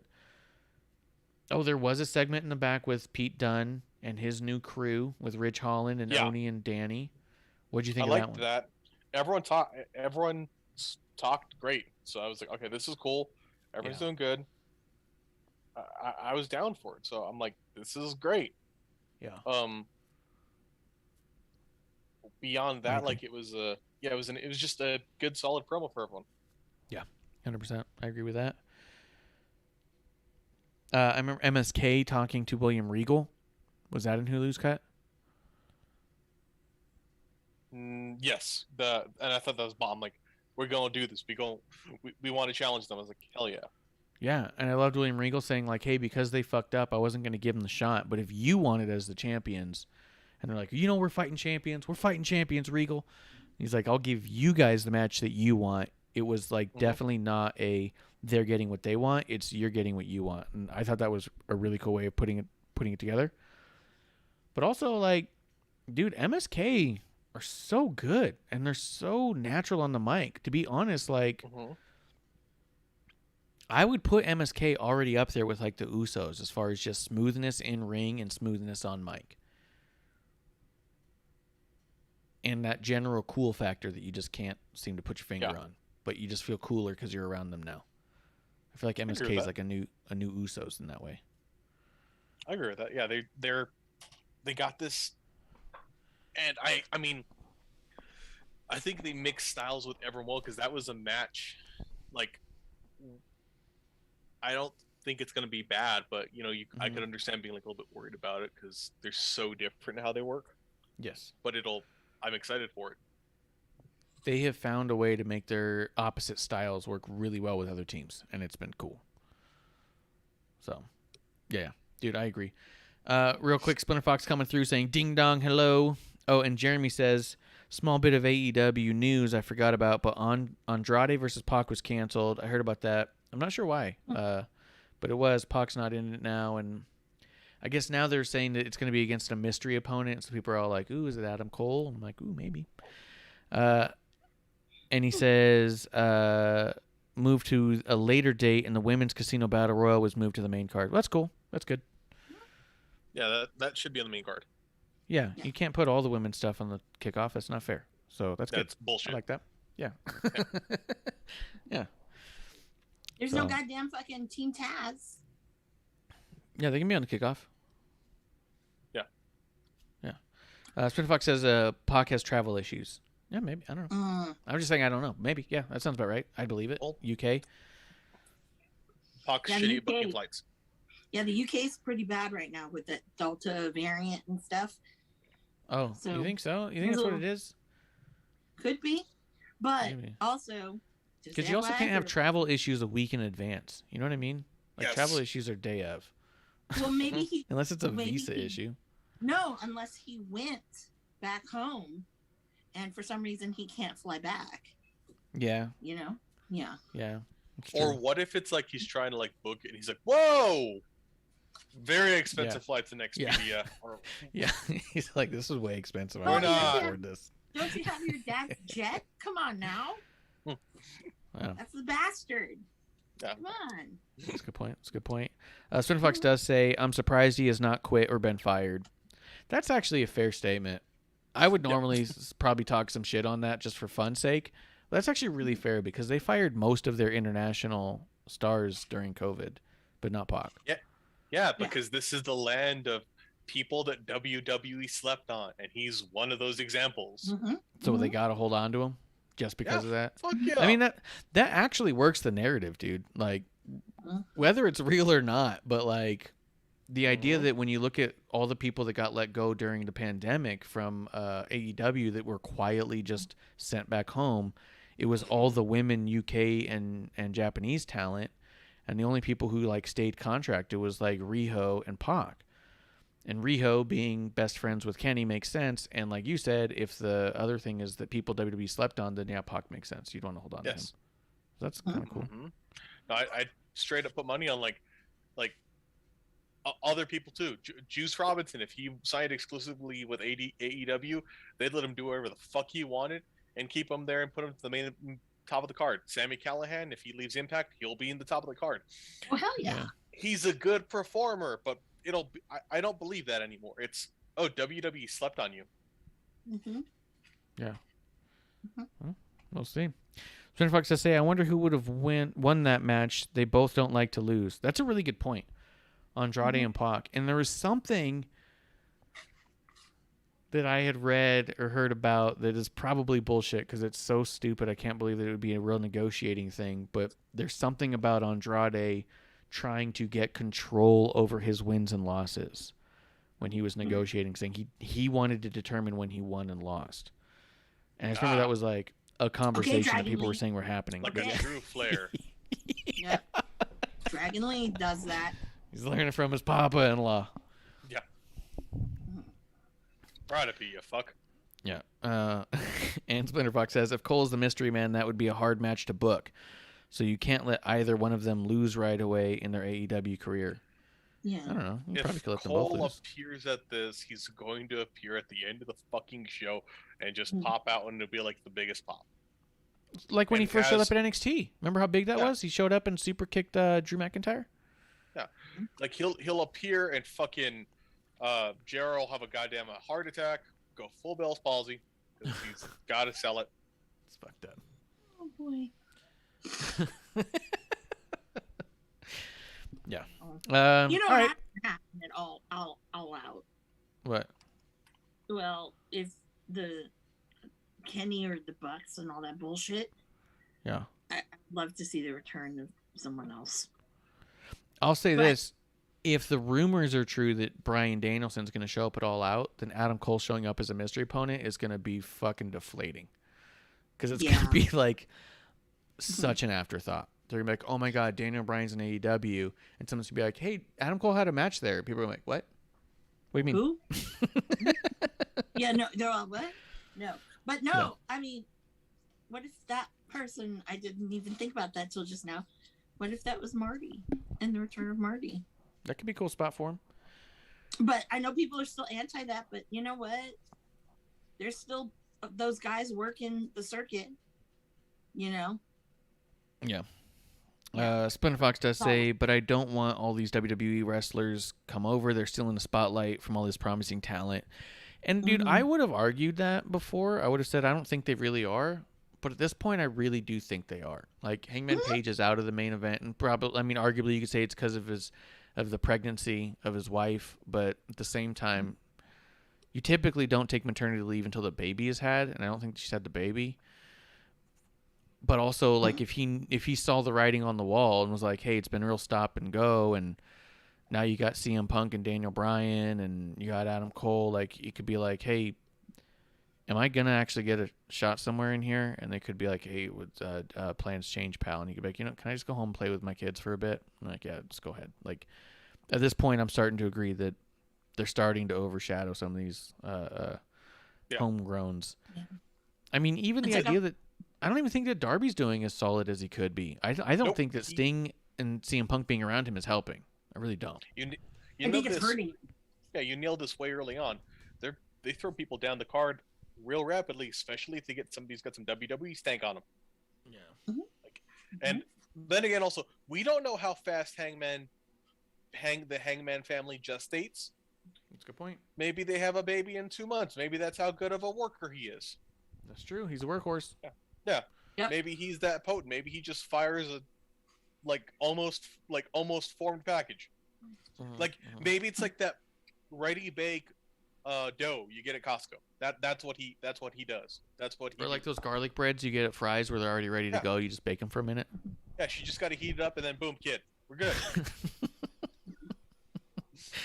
Apply a little pressure. Spinner Fox does say Flip Gordon losing his memory and thinking he's back in 2018. Amanda, I wonder what that is all about. I don't have no idea what that is. Is that something you know about, Amanda? I saw that. What was it? I was fucking losing my mind. I'm like, who ever thought about that? And I'm like, delirious. Did you really think about this and went that deep? Because man, that was a really weird thing. He got this concussion.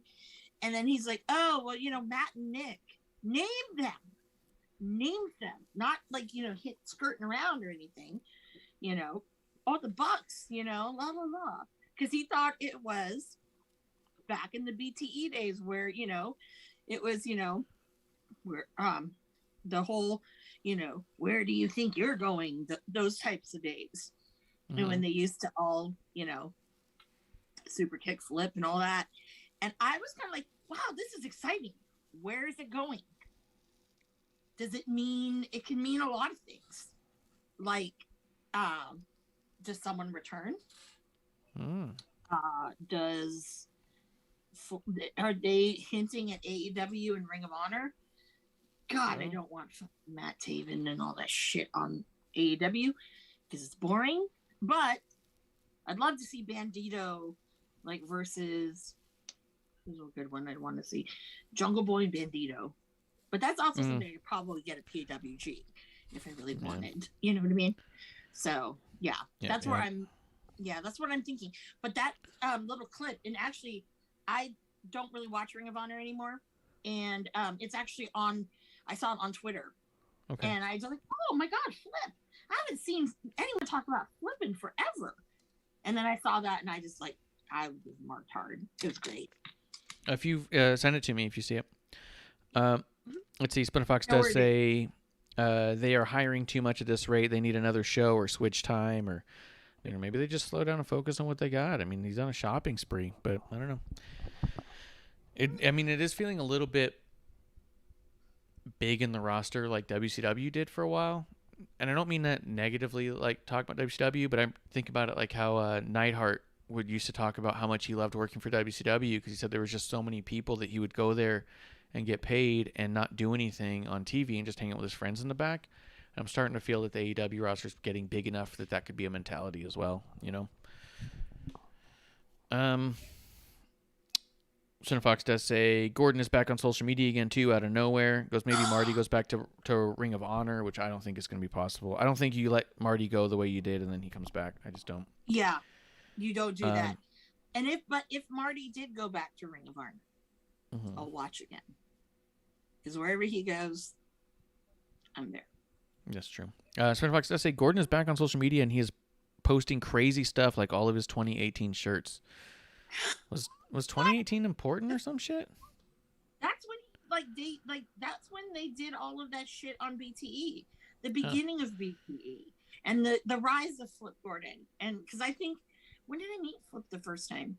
Oh my God, I've known Flip for. This is one of the things about the indies that I fucking love. Like when you first meet someone who you don't know who the fuck they are, and then all of a sudden, boom, all this stuff, and then. Now he's doing this storyline that's kicking back to a couple of years, which those were some good times in wrestling. Fans weren't arguing with each other on Twitter. Yeah. Back in the day. I mean, this was when I was like, damn, I love independent wrestling. Now I'm like, people make it shitty. So, but I need to find, I'm actually looking right now for Flip Gordon's Twitter. All right. Well, let's keep it moving here. There was a couple more things that happened here that after Gargano and LA Knight, dude, Raquel Gonzalez versus Jessie Kamea. I thought it was okay, but it was a match. Yeah, it was a thing to watch. I thought it was probably good for Jessie. I thought she's probably learning in there. You know what I mean? But kind of like you said, it was kind of a match where you're just kind of watching. And go, okay, that was fine. They both did fine. But I felt very golf clappy about it.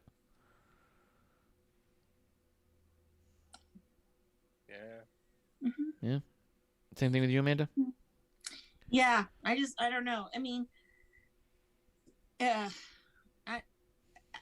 don't know. The way I felt about this match in particular really wasn't about Jessica Maya. Let's be real. It was about setting up, something finally for Frankie Monet to do. Yeah, that's true. And I don't know. I feel like that I don't know. Like, is it too little too late? Or I don't know. Yeah. I don't know. Yeah. I guess we'll see how that one plays out. Splinter Fox does say 2018 was his first All Out. He posted on Instagram, not on Twitter. I wonder if the Villain Enterprises shows up. There is no more Villain Enterprises. Not until they all show up together. Not all of them are going to show up together because one of them didn't want Marty to be at New Japan in LA, and they scrapped all of that. All right, so maybe there's a new Villain Enterprises. You could have Flip and Marty and PCO. No, I think PCO's happy where he is. I don't give a shit. You don't think he wants money from AEW? Well, I know, and Tony Khan would love that, actually, probably. Yeah. But if anything, I have secret wishes that I would love to have in Villain Enterprises. But I don't like this shit. And Splinter Fox says Flint went his old ways too, and he's not acting like a heel anymore. So we'll see. After that was another static match to me, dude. Roderick Strong versus Akeem and Jiro. Was that even on the Hulu version? Diamond Mine coming out? Klump? Which one? The Roderick Strong and Diamond Mine against Akeem and Jiro. Wow. Dude, he's got 2 more people in Diamond Mine, and it's so weird. I couldn't be less interested in any of it. And I don't like Jiro wrestling in those fucking blazers. I don't like it. Holy shit. Anything, Amanda? That particular that match, I don't know. Again, I love Roddy to death.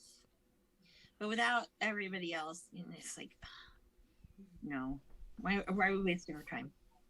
Okay. And the revolving people in the Diamond Mine is kind of funny. I don't know. I'm wondering who we'll see next week. I thought their shirt stuck too. It was like train. Yeah, their shirt was weird, but I don't like it. Yeah. Well, this brings us to the main event. Let's talk about it. Tommaso Ciampa versus Ridge Holland. Ciampa got the win over Holland. To be honest, personally, if it weren't for Ciampa getting the win, I would have loved this. But I really don't see how Ciampa needs a win here. Yeah. Yeah. Which was my whole complaint about the whole thing is Ridge is definitely on the up. What does Ciampa getting a win here mean anything? Does he have to end up in like 4 matches with Ciampa? Like, I just don't understand what we're doing here with Ridge, why he couldn't just win this one and keep moving. Like, I just didn't get it. But the match itself, move for move, I liked. Klump, what'd you think of it? It was a decent match. I agree with you. I liked it move for move. I think the chemistry of the workers was fantastic. I disagree in that I think Ciampa needed the win because him and Thatcher have had a lot of losses. And yes, that's them as a group, but him and Thatcher have had a lot of losses. And we need some continued, focus on him.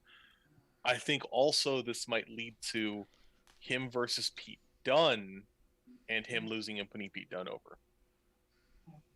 By him, you mean Ciampa or Ridge? Ciampa. Ciampa against Pete Dunne? Okay. Yeah. Okay. Like ultimately, or him putting Ridge over in a bigger moment. And I think Ridge is close. Oh. Well, we were at the SmackDown. He was on a dark match. It was Ridge and Austin Theory.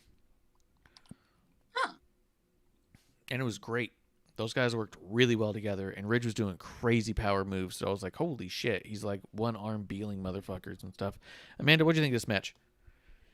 I enjoyed it. I was trying to sit there and think if this was the match of the night for me or LA Knight, but I think when I go back and look at it, I definitely think LA Knight was, only just because there were some pretty cool ass moves. But you know, this was like quality that I love to watch, and I was like, oh, I want to actually go back and watch it again because I was starting to nod off a little bit. But yeah, definitely, you know, I'm loving it. Like the Ridge Holland thing. I'm sold on it. Sold on it. Yeah. Don't know why. I really am for some whatever reason. I don't know. But yeah. Matter of fact, when he came out and we were there, we were like up against the wall. We were far back. And when he walked out, we all four of us looked at each other. It was me and Kevlar and Lunar and producer. We're all four there. And he came out, we all looked at each other, and we all almost at the same time were like, he is big. That's a big dude. Like, he's big from the stands, you know? Like, wow. It was crazy. That's some kind of power. When you're that big and then you're in the stands and you're like, whoa, that guy is big. Yeah. Yeah. That says a lot, I think. I feel like for sure. Let's see. Oh, a little bit in the chat. Jeremy does say, I do agree that Champa and Thatcher have been losing a lot, but I don't think them winning should have come off of Ridge, who they've built up in the past couple of weeks. See, that's kind of where I felt with it. Like, I understand what you're saying, Klump, with like Champa kind of needs to look strong again if he's going to be worth beating again. Does it make sense? But we could have had a few matches between then and now. Like, he could have beat some other people. Yeah. Like, he could have even beat Oni. Like, what does Oni have to lose? Although Oni's going into a match coming up for the tag title, so you don't want Oni to take a loss, so I guess there's that. But even then, you have one tag team member take a loss. It means that the tag team as a whole is stronger than the individuals, and they're as tags, so it could make sense. So, I don't know. I just think that, for me, Ridge is like so far on the up that I don't know why he had to take a loss like this to Champa unless he's going to get it back shortly, and I don't know if I needed that. But I definitely see both sides. Like, I feel the way you said it, Klump, makes you feel better about the win or the loss, however you look at it. But there's still part of me that goes, did it have to be Ridge and did it have to be now? Like, you know what I mean? But at the same time, they're all going to be fine. They'll be fine. No one's buried. It's just those little preferences thing. I'm overreacting, Klump. It's fair. You're very passionate, kid. I don't think I have much else. Is there anything else you guys wanted to throw out there? Was there anything else that stood out in here that we missed? Any kind of backstage segment or anything? Well, they had the beatdown. Or maybe I was gone. That's right. We didn't talk about that. Talk about the Cameron Grimes backstage. Yeah. I don't know where to really begin with that one. I don't know. I love seeing Cameron Grimes, but now I don't know. Because I think what happened was I was doing something and then I turned around. I'm like, oh, Cameron Grimes, Grizzled Young Vets. What the hell's going on? Yeah. So, yeah, I was confused. Yeah, that was weird. And it really makes me wonder if they're going to put Cameron in a tag team of some kind. Because it was really weird. With who? No idea. Maybe the Diamond Mine. No, don't put him in the Diamond Mine. You want to ruin his career? Come on now. No. Yeah, maybe. That's just as bad as having whatchamacallit start wrestling again. Robert Stone. We don't need that. Yeah, no. Bring Robert Stone back. The other thing, Mandy Rose, they showed in the back where her partners, Gigi and I think it's Janie or something, or JC, they jumped Saray in the back, and I dug that. But they didn't show Mandy again, and so I don't know, not that I saw at least, so I don't know if they're trying to pull some sort of weird my face angle. She comes out in the Fiend mask. Can you imagine how great that would be? That'd be awesome. Speaking of WWE people, I think we're going to see the debut of Ruby Soho this weekend. I would not be surprised, because that's a hometown-ish girl, so. Yeah, could be. Spinner Fox is in the chat, though. He does say, thoughts on the new logo and Vince taking control of NXT. We talked about Vince taking control of NXT at the beginning of the show and on our show yesterday, so you can pop those. But we didn't talk about the logo in and of itself. We did talk a little bit about the branding. Spinner Fox says, dang, Rush is out for the rest of the year with a knee injury. Who the fuck is Rush? All right, ROH. Oh, yeah, probably. That's probably right. Damn. The logo is a good question though. People have been talking about that. You saw the new logo and such, right, Klump? Because the commercials playing. Yeah, it is what it is. Yeah, I didn't feel one way or the other about it. I think it looks nice in general. Like, oh, that's neat. Amanda, what'd you think of it? Well, I don't know. Maybe it's me, but I kind of got like a biker vibe out of it. Biker vibe? That's crazy. Yeah, I don't know. Yeah, that's insane because right now the current one has a skull and wings on it, and you go like, I feel like this multicolored paint splatter is more like a biker. So Well, no, because I don't know. Maybe because I'm thinking like Hell's Angels, because I see these different biker gangs like on Sundays, like go by, and it looks like one of the things that's on the back. They're back, Well, maybe. I don't have a problem with it. I mean, we did talk about it before too. I think that NXT is definitely overdue for a rebranding. And if you watch NXT, they rebrand all the fucking time. This is just the next one, so we'll just see how it goes. I don't think there's much to it. I don't think there's as much to it as people think. As far as Vince taking over, I think that there is a number of reasons that could be okay, and I'm not concerned about it, to be honest. But he said, "What is better quality fans?" That might help. Yeah, we might see a better transition to the main roster, I think, is the biggest thing. He says, what does Triple H do now? And like I said earlier, I hope that Triple H and HBK take over Raw and Vince and Bruce take over NXT and SmackDown the way they have been. And, yeah, we might see a lot smoother transitions. Let's see. Grim Reaper does say, I think the new logo is to get away from the black and gold colors that look like AEW's logo. Oh. Maybe. That's a really good point.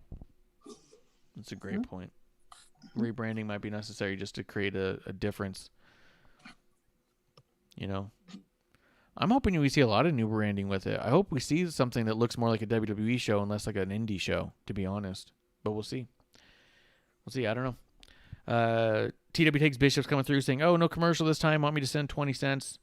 That's a good point. We didn't talk about New Wave Coffee, and we should, before we go, talk about New Wave Coffee, Flow State Coffee, specialty grade coffee with L-theanine and rocket cacao for productivity and creativity, giving you better energy, focus, and mood than a regular cup of coffee, while decreasing the negative side effects like anxiety and blood pressure. I've said it before, I'll say it again. Honest to God, when I have this coffee, I feel a difference all day than when I don't. I love it.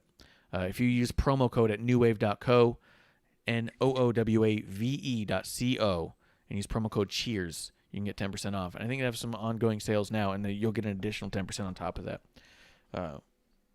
Klump, you had the New Wave at one point, didn't you? Yeah, it's damn good coffee. Delicious. Yeah, exactly. Delicious. Let's see, and then Jeremy says, people instantly started making jokes that NXT would be sold to Nickelodeon. Yeah. Yeah, I saw a lot of people trying to shit on it because that's what people do on the internet. Twitter is it's almost like a queue for Yelp. It's like, I want to be the first one to talk shit when something comes out. Mm-hmm. Like, no one wants to look at something and say, oh, look how cool this is. They want to be like, oh, how can I make this look bad? Mm-hmm. No one's fucking... It was there for 3 seconds, man. And everyone's all like, oh, here we go. And you're like, oh, what the fuck? I do really want Triple H to take over Raw, though. I really do. Get some continuity over there. Let's see. It looks like we're winding down here, though. Splinter Fox does say, what do you mean WWE quality? I really don't get it. Wrestling is wrestling. GCW is fire matches, and they don't have TV production. Yeah, and you can tell when you look at it. That's what I mean. When you look at SmackDown or Raw, you look at it, and it's a WWE show. It looks like a big fucking event. You watch NXT, and it looks like a dark room with a ring in the middle of it. Wrestling is not wrestling. Wrestling is show. Wrestling is production. Wrestling's the pageantry. Wrestling's the story. The only thing wrestling isn't is wrestling. Wrestling's everything around it. Yeah. You know what I mean? But also... Go ahead, Amanda.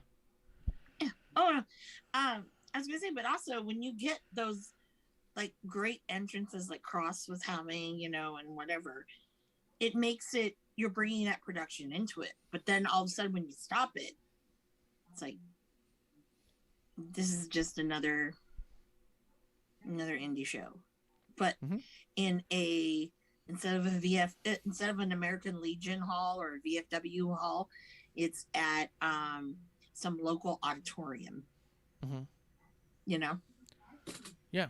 And I think that although Splinter Fox is saying, but the matches are great, some people don't care about the flashing lights. No one. Yeah, some people don't, but turns out a huge majority do. Mm-hmm. I mean, what shows look like the biggest shows when you look at the sets and that are going in? Like SmackDown looks like the biggest, most important show, and it's treated as such. Viewers who do flip through stop to watch SmackDown. SmackDown had like 3 million viewers this week. Raw doesn't look as big as SmackDown, and I think part of it is the colors are a little flat. And because the set is a little bit different, like it just looks a little more flat out there. And I think when people flip through and they see NXT, they go, "This is WWE." You know what I mean? They're expecting a big show, and this doesn't feel like a big show. It just feels like a wrestling match. And to be honest, you want something to separate yourself, I think. Yeah. And Spinner Fox says, "I guess I'm different. I could watch GCW deal all day." Yeah. No, and there's like true wrestling fans, and that's you, Spinner Fox. You are a fan of the wrestling.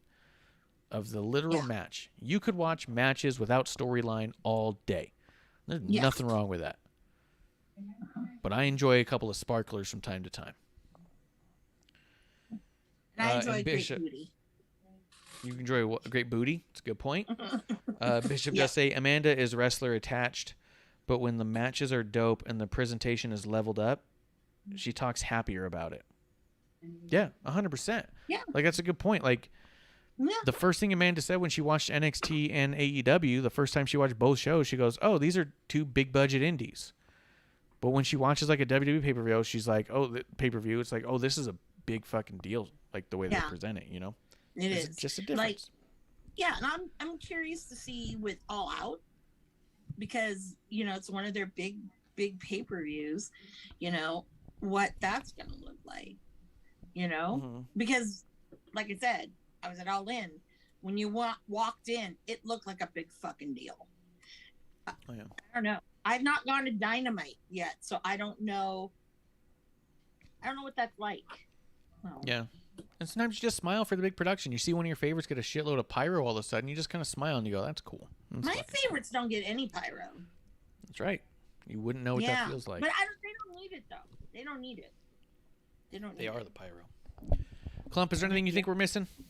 I think I'm good. Yeah, I gotta jump. I do gotta jump off because I gotta cook. Yeah. I started feeling you getting a little weak on me. So you jump out. We'll catch last call right now. Amanda, was there anything else that you think we needed to catch? No. You know, I'm excited to see what's going to happen at All Out. Can't wait to see Cardona this weekend with GCW. Yep. There's a lot of good wrestling this weekend. So that's a good point. Yay. It's gonna be a banger of a weekend. Yeah. So. Should be good. Should be really good. I think that's it for us. Check out starting tomorrow. If you're listening to this on podcast, it's already live today. 20% off ProWrestlingTees.com/WrestlingOnTheRocks. If you use promo code Labor Day, you can get your Overweight Champion shirt, your Episode 1 shirt, your Drinking Buddy shirt, your Ironics shirt, if you like me and Kevlar on Wednesdays. Otherwise, guys, I'm at Ref Marsh. With me, as always, at Crybaby Klump, at Miss Amanda Jane. Is Klump already gone? No, I'm here. sorry. You guys have a good night. Everyone have a good night. Guys, come on back next week when we will be here in the dive bar of the IWC starting drinking for a brand new Episode 1. Guys, that's last call. Cheers.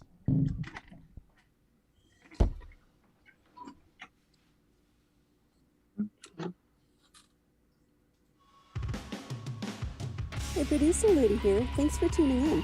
Continue to support us or buy us a drink by following and putting the I in subscribe on Twitch. Or subscribe and review our podcast on Apple Podcasts or wherever you listen to us.